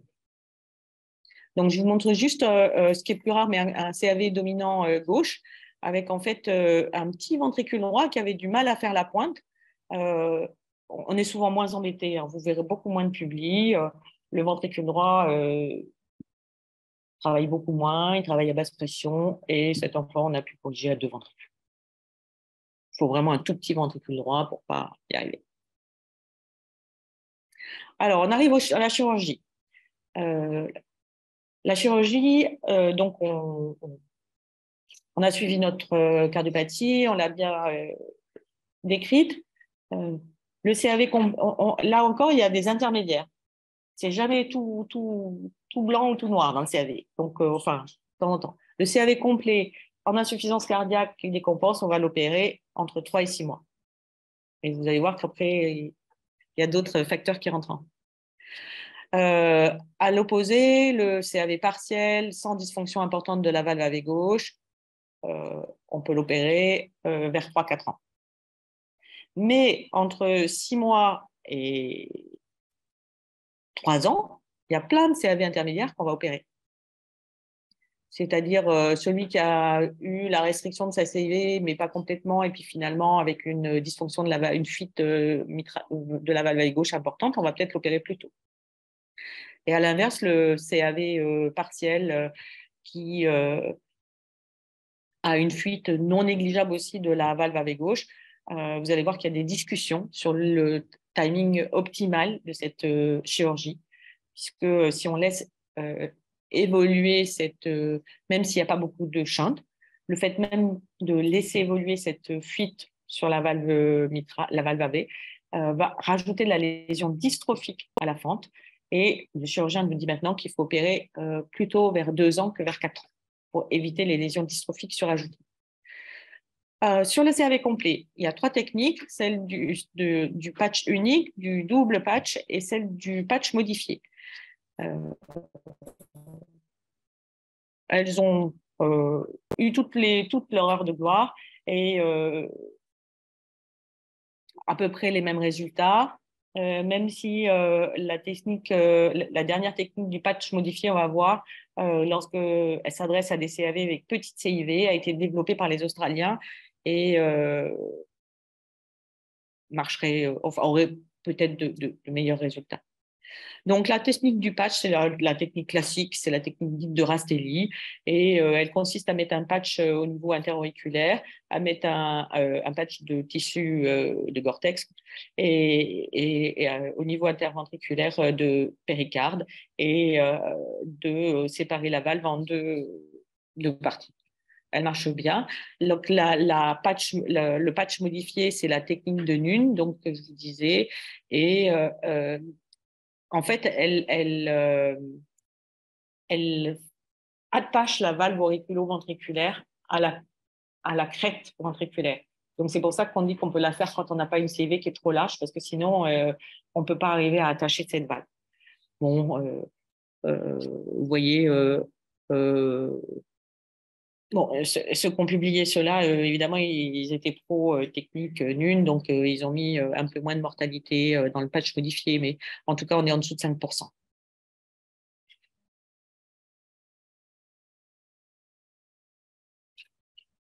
Et donc, finalement, ça, c'est la dernière publication en 2020, et on s'aperçoit qu'avec des scores de propension, ils ont essayer de comparer le double patch avec la technique modifiée simple patch, et finalement le taux de survie et le taux d'absence de morbidité est à peu près la même dans les 2 types de chirurgie, comme vous le voyez sur ce schéma. Les principes, en tout cas, ça va être comment est construite cette valve, et donc là c'est vous qui allez répondre pour essayer de savoir qu'est-ce qu'on va faire sur cette valve, même si évidemment le principe c'est de fermer la clefte, mais vous allez voir, il faut parfois rajouter une annuloplastie, voire faire des gestes de plastie s'il manque du tissu sur cette valve. Donc vous, pour analyser cette valve, il va falloir analyser aussi l'appareil sous-valvulaire de cette valve AV gauche, avec en particulier ce rapprochement des piliers que vous voyez là, et ensuite une distance des cordages qui va influencer la réparation, en particulier sur l'ouverture post-opératoire de votre valve auriculo-ventriculaire. Donc là, il y a des composants surajoutés et on voit que il faut aussi, au-delà de la mesure de cordage, la position des piliers, la taille de votre anneau, vérifier que votre anneau n'a pas votre valve AV gauche n'a pas une malformation surajoutée qui est une ouverture en 2 orifices. Donc là, vous le voyez bien, vous avez un orifice principal ici et un orifice secondaire ici, et qui va compliquer la technique chirurgicale et dont il faut prévenir, bien sûr, le chirurgien. Voilà, donc là, je vous montrerai, c'est une vidéo de Denis Métrat qui ferme une pente et donc, vous allez voir que c'est une vidéo, il montre que c'est assez facile de fermer une pente. Mais dans la vraie vie, c'est pas toujours facile de savoir s'il faut la fermer jusqu'au bout ou laisser un petit degré pour pas que ça soit restrictif après à l'ouverture. Donc, on est en préopératoire. Vous voyez, cette valve AV, c'est un des exemples que je vous avais montré, mais maintenant, je me centre sur la valve auriculo-ventriculaire et je vous montre qu'elle a des tout petits cordages, des piliers un peu rapprochés et qu'elle a une ouverture quand même très restrictive. C'était le premier cas clinique où il y avait en plus de l'insuffisance, le RM. Et dans la vue sous-costale, vous voyez vraiment bien que finalement, il n'y a quasiment qu'un seul pilier et que le tout petit rudimentaire, il est collé à ce gros pilier. Donc, il va falloir décrire tout ça au chirurgien qui va… donc, je vous ai mis, c'est des exemples de la vraie vie. Et vous avez le compte-rendu du chirurgien qui était Loïc Massé à l'époque et qui était vraiment un chirurgien hors pair de la prise en charge de la valve AV. C'était vraiment son intervention. Et je vous montre le résultat. Donc, vous voyez qu'il n'a pas pu fermer la fente complètement, qu'il reste une fuite sur cette fente, mais qui ne va pas nous embêter. Et que sur l'écho 3D, si je vous la fais tourner, vous voyez qu'on a une ouverture centrée avec une coaptation qui paraît satisfaisante lorsque ça se ferme et une suture qui allait jusque-là de la valve AV. Alors, là, je vous montre je vous ai parlé du double orifice. Je vous montre un enfant qui a été corrigé en créant un double orifice. Parce que parfois, le double orifice, s'il est natif, ça peut être un problème. Il faut que le chirurgien le répare ou au moins prenne en charge l'orifice qui est vraiment restrictif. Parfois, lorsqu'il manque du tissu, il peut réparer cette valve AV en 2 orifices, comme je vous montre sur cette vidéo avec le compte-rendu opératoire juste après. Donc là, vous voyez que c'est un diagnostic opératoire qui est moins catastrophique que celui d'avant, même si on a finalement une ouverture un peu petite de la valve AV et un feuillet mural qui est quand même pas si rédhibitoire puisqu'on le voit bien en écho 3D à cet endroit-là. Et voilà la réparation avec le… Et là, vous voyez que la réparation est vraiment extraordinaire et qu'on a une microfuite sur la valve AV, une ouverture satisfaisante, aucun analiasing, un bon remplissage et une écho 3D qui confirme le bon fonctionnement de cette valve auriculo-ventriculaire. Et donc, à chaque fois, vous avez les comptes rendus opératoires que vous pouvez lire et qui sont assez extraordinaires. La mortalité hospitalière, donc c'est une série un peu qui date. Il faudra que je vous mette, je mettrai la semaine prochaine la série de 2020.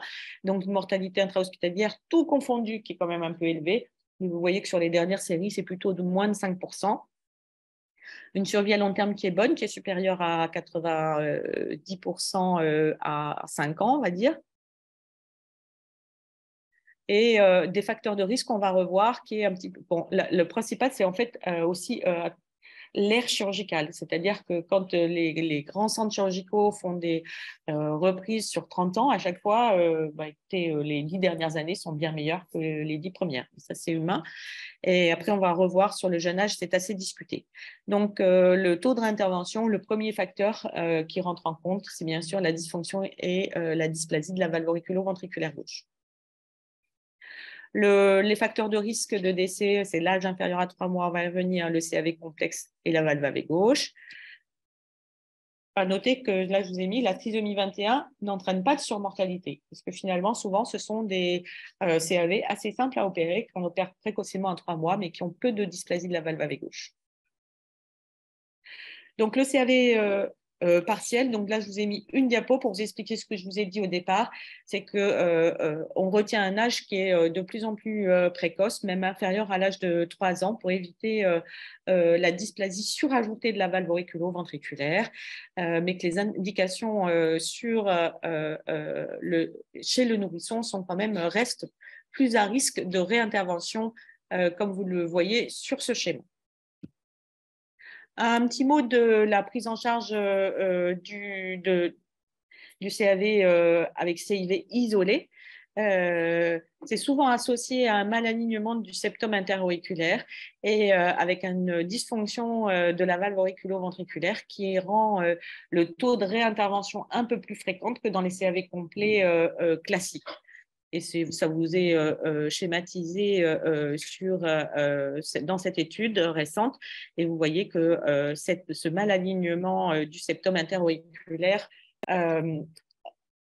majore la dysfonction et la fuite et la fente de cette valve AV gauche, et que souvent la fuite, elle se dirige vers l'oreillette droite et peut nécessiter souvent plus de réintervention parce qu'elle est plus difficile à faire.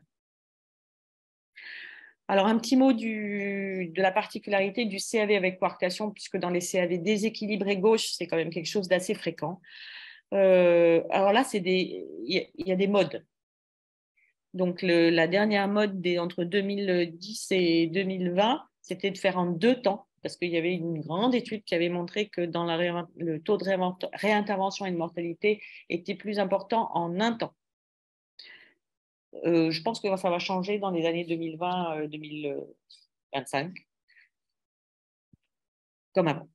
L'autre alternative chirurgicale qui est discutée, et donc là, je vous ai vu aussi 2 études qui ne montrent pas tout à fait la même chose, c'est la place du cerclage lorsqu'on a une composante interventriculaire qui est importante et qu'on ne va pas fermer avec la coarctation ou parce que le bébé est de petit poids et chez un nourrisson dont on n'arrive pas à le faire grossir avec les moyens habituels de prise en charge d'une insuffisance cardiaque.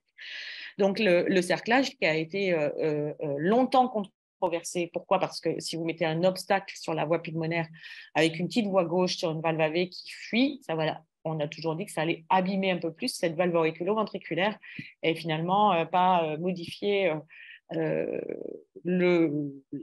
la croissance de ce bébé. Et puis finalement, on s'est rendu compte que si on voulait vraiment faire une chirurgie biventriculaire, ben finalement, le cerclage, on avait dit beaucoup de mal sur sa détérioration de la valve AV et que ça nous permettait souvent finalement de permettre une croissance de cet enfant et c'était pas si mal.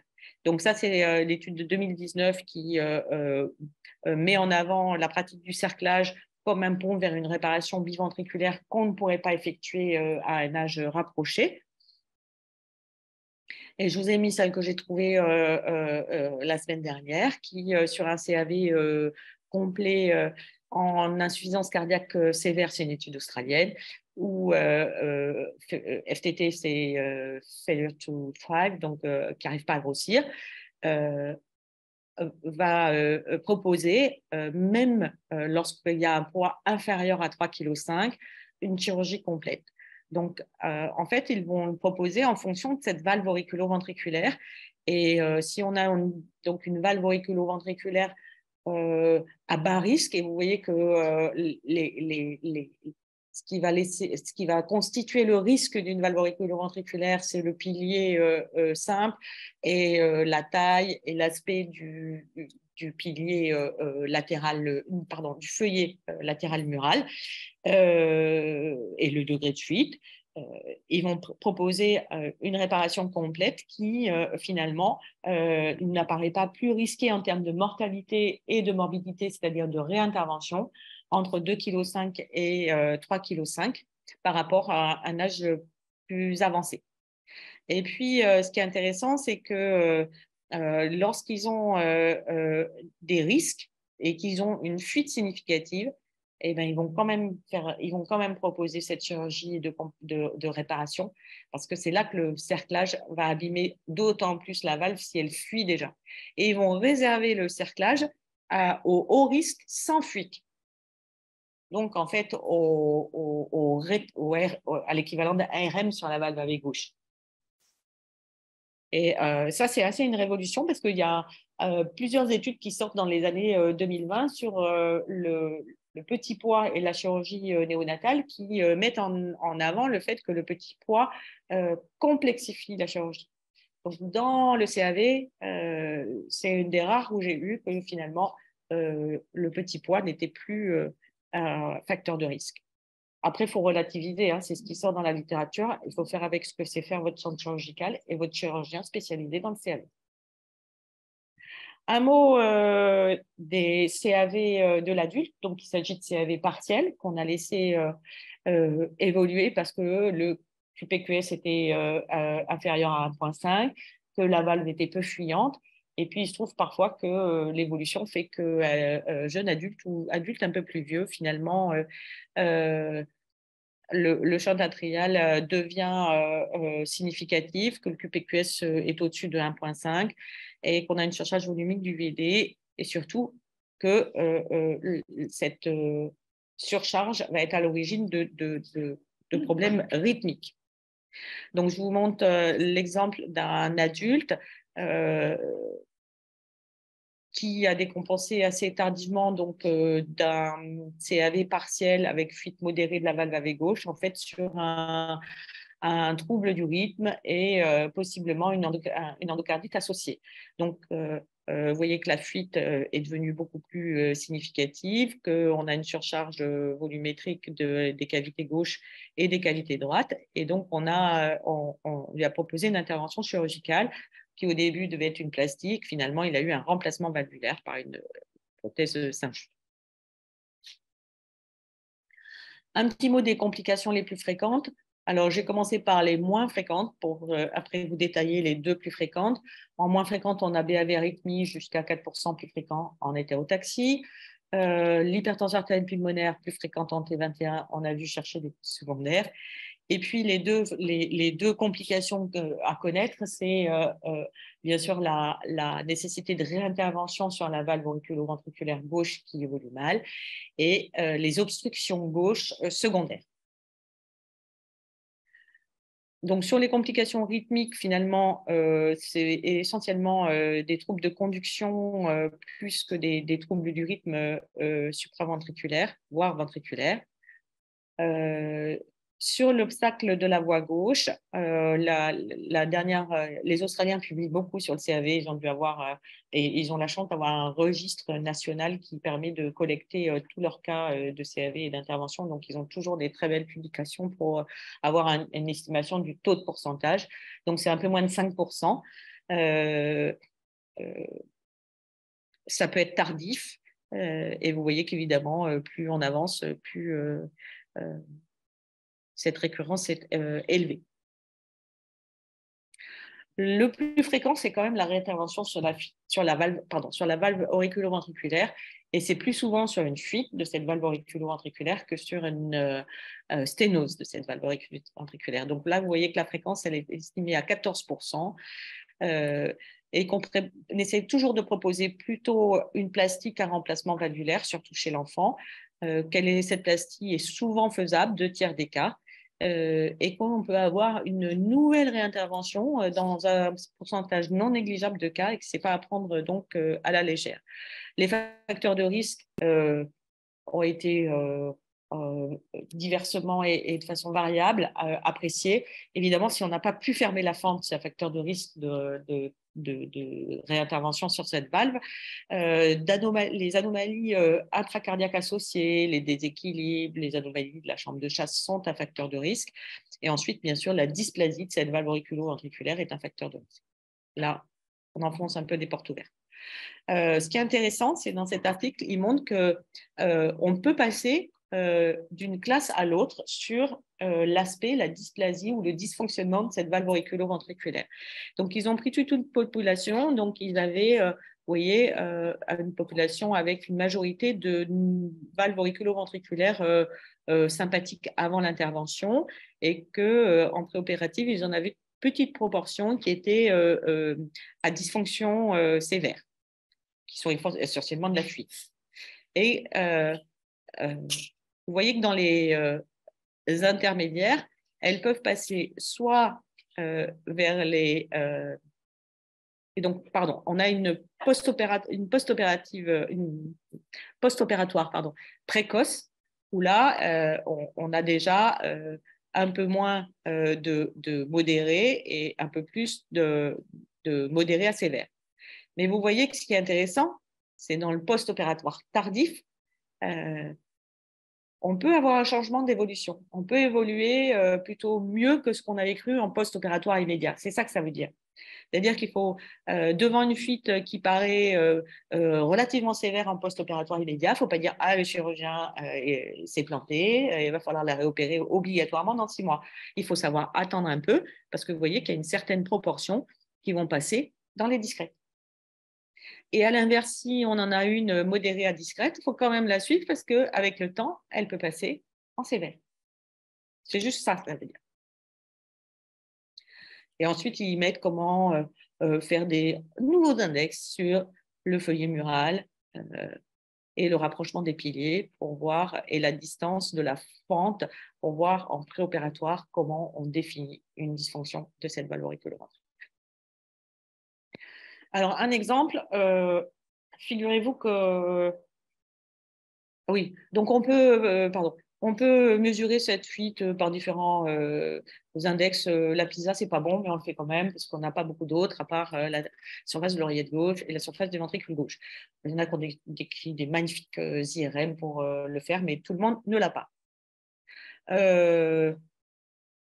Un petit exemple de fuite résiduelle qui ne va pas nous embêter du tout. Et ce qui est intéressant, c'est que c'est un CAV complet opéré à l'âge de 4 mois chez une enfant qui n'était pas trisomique et que c'était Dominique Métratz et qu'à l'époque, c'était il y a 20 ans et il n'a pas fermé là.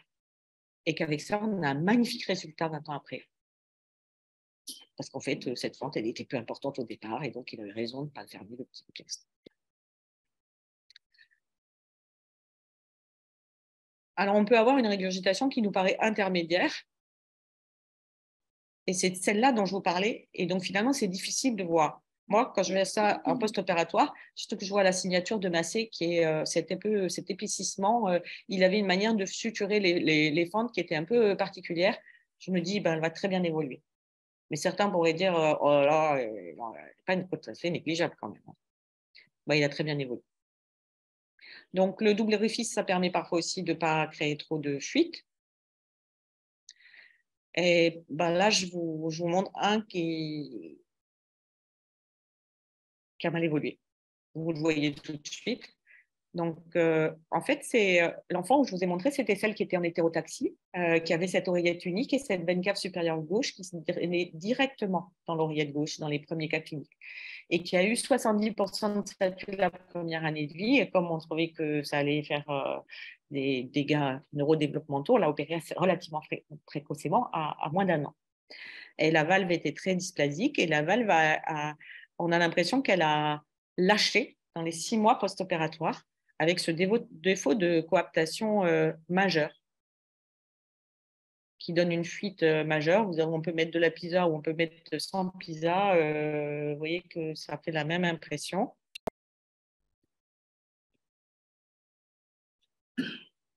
Et donc, si on analyse le mécanisme,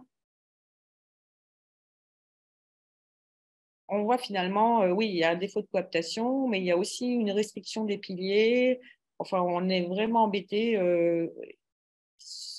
Hop, on la voit un peu mieux. Finalement, la surface d'ouverture n'est pas négligeable. On espère qu'il va pouvoir la plastifier. Donc, voilà le résultat. Donc, il a essayé de la plastifier et 2 jours après, il a mis une prothèse que vous voyez là. Donc, vous voyez que ce n'est pas toujours… donc, je vous ai montré l'évolution la plus embêtante, hein, ce qu'il faut pour pouvoir le retenir. Heureusement, ce n'est pas tous ces cas comme ça, parce que là, en plus, on a eu évidemment le bloc avec 3 interventions autour de cette valve AV et le pacemaker. Donc, ça, c'est une autre régurgitation post-opératoire chez un petit nourrisson. Et vous voyez que là aussi, la fuite est importante, qu'elle avait eu une HTAP qui n'a pas évolué en post-opératoire. Elle a gardé son HTAP d'avant. Et finalement, on l'a réopérée relativement tôt parce que l'HTAP ne bougeait pas. Et la chirurgienne, elle a eu l'impression qu'il y avait une petite rupture d'un cordage qu'elle avait essayé de réparer. Et elle a pu plastifier la valve. Et là, on a fini avec une réparation sans prothèse et jolie, puisque vous voyez que la suture est parfaite et l'ouverture satisfaisante. Donc, voilà le résultat sur la reprise de la valve AV. Alors, ça ne nous empêche pas d'avoir une petite fuite, hein, mais il ne faut pas se formaliser sur la petite fuite qu'on voit en post-opératoire. Alors, j'ai fini. Je vais pouvoir écouter les questions.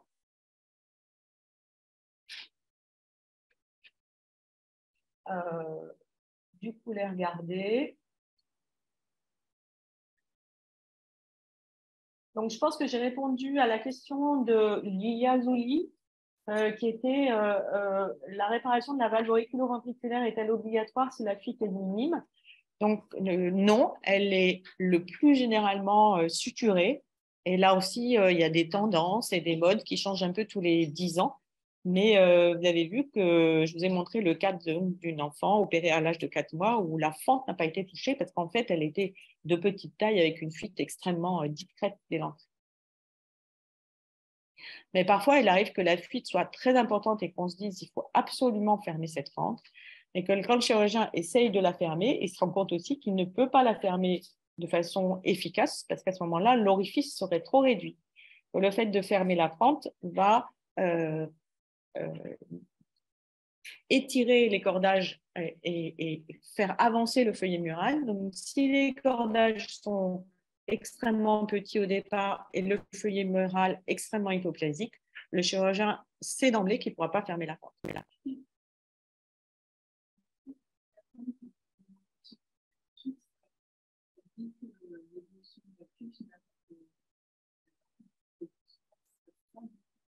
Ça, c'était en anténatal. L'étude de Davé a montré que la fuite, on attendrait une modification assez importante en postnatal du fait de la modification de la circulation postnatale par rapport à la circulation anténatale. Et finalement, elle est relativement stable. Mais là encore, c'est une question de statistique. Il y en a bien quelques-unes qui changent de degré. Et si tu l'as de façon modérée à sévère en anténatale, tu restes inquiet en termes de pronostic sur la période postnatale.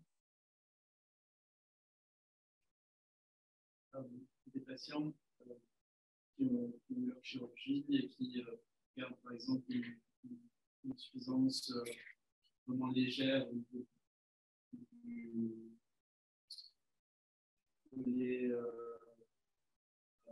d'une insuffisance par exemple côté gauche, devant ou vide. Souvent, le patient-là, il suffisait ce qu'elle pouvait. Ceux qui peuvent développer éventuellement une situation des oreillettes, une dysplasie qui se développerait sur une insuffisance, qui va tuer une cardiopathie congénitale opérée est suivie à vie. Que ce soit ACAV. Et après, on a des évolutions sur le CAV, pour répondre à ta question plus précisément, on a des évolutions qui peuvent être assez tardives. En France, pour la CAV,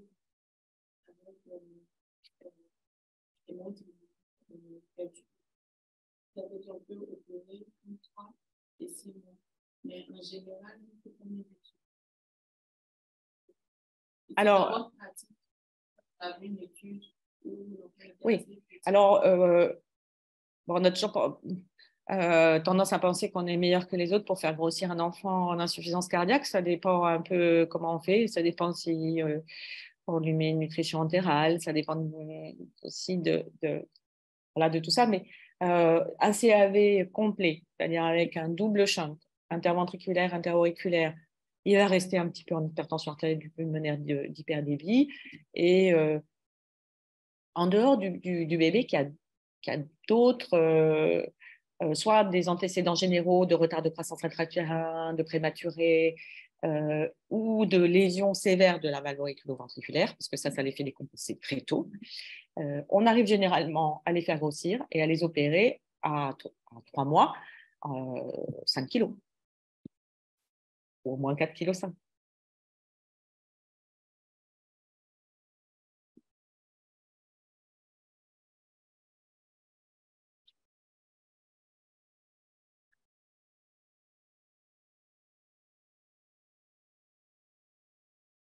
Alors, comme il est 12h05, on allait déjeuner. Je vous montre juste ces deux. Ah, j'ai vendu la mèche. Vous l'avez vu tourner pendant qu'on posait les questions. Donc, je vous remonte la boucle d'avant. Donc, vous voyez que le cœur est horizontal. En anténatal, on devrait voir le CAV comme le nez au milieu de la figure. Et vous avez sûrement participé à des réunions où on dit comment on a pu louper un CAV. C'est la cardiopathie pour laquelle le diagnostic anténatal a été mis en place, la captivité, on voit que ça. Voilà. Eh ben, c'est une 4 cavités. Vous voyez qu'il y a un septum primum, il y a un septum interventriculaire. Alors oui, le décalage, on ne le voit pas bien, des valves auriculo-ventriculaires, mais on est horizontal, donc ce n'est pas là qu'on le voit mieux. Et heureusement, le bébé bouge. Et là, mais comme je l'ai vu. Hein. Et on s'aperçoit qu'il se passe quelque chose, que la valve AV est bien alignée et qu'on a un magnifique CAV.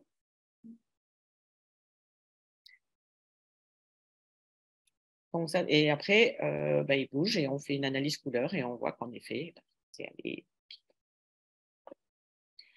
Donc ça, c'est pour vous montrer qu'il faut être méfiant sur le type de diagnostic.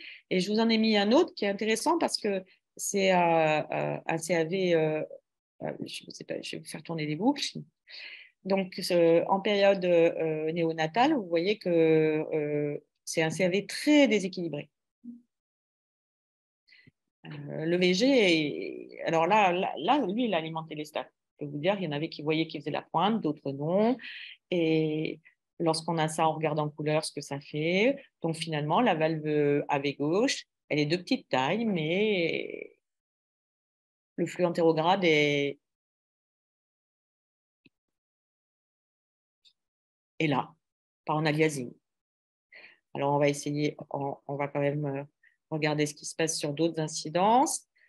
Donc, vous voyez que ce ventricule gauche, il est quand même petit. Les piliers, ils ne sont pas si mal, les piliers. Ils sont quand même pas collés. Hein. On en voit deux. Et puis, si on va un peu plus bas que la communication interventriculaire, il est vraiment très petit, ce VG.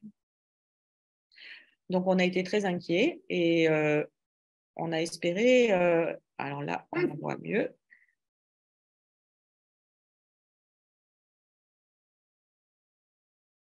Donc, elle est là, et l'ouverture, et la valve neurale, elle est juste là. Et paradoxalement, elle ne fuit pas beaucoup. Hein.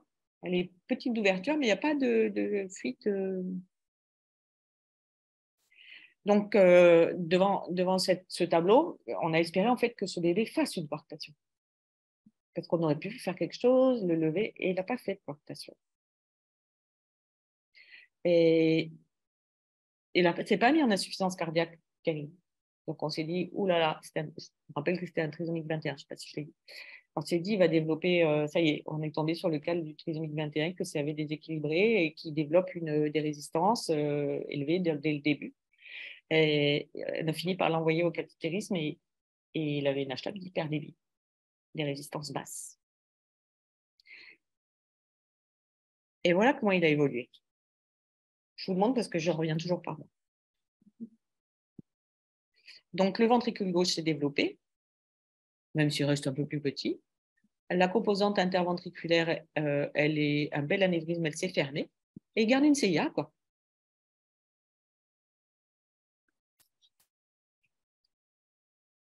Et il n'a toujours pas coarcté. Je vous le montre un peu plus, là on le voit mieux. Et là, on voit en fin de boucle que la valve aortique est normale, même si elle reste un peu petite. Il n'y a pas d'obstacle. Et il a une crosse contournée, mais il n'a pas de coarcte.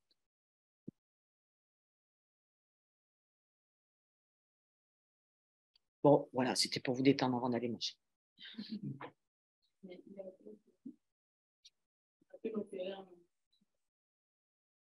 Non, il n'est pas opéré encore. Mais je vais le faire opérer en biventricule.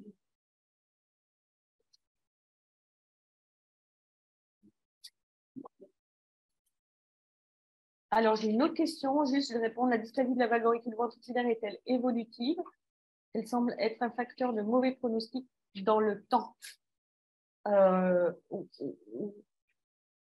Oui, une dysplasie en tant que telle, ça peut toujours être évolutif. Ce que je voulais dire, c'est que quand la fuite évolue sur une fente, le fait même de cette fuite va créer une dysplasie sur les bords de la fente. Et c'est ça que le chirurgien ne veut pas laisser évoluer. Et pour ça qu'on opère les CAV partiels un peu plus tôt.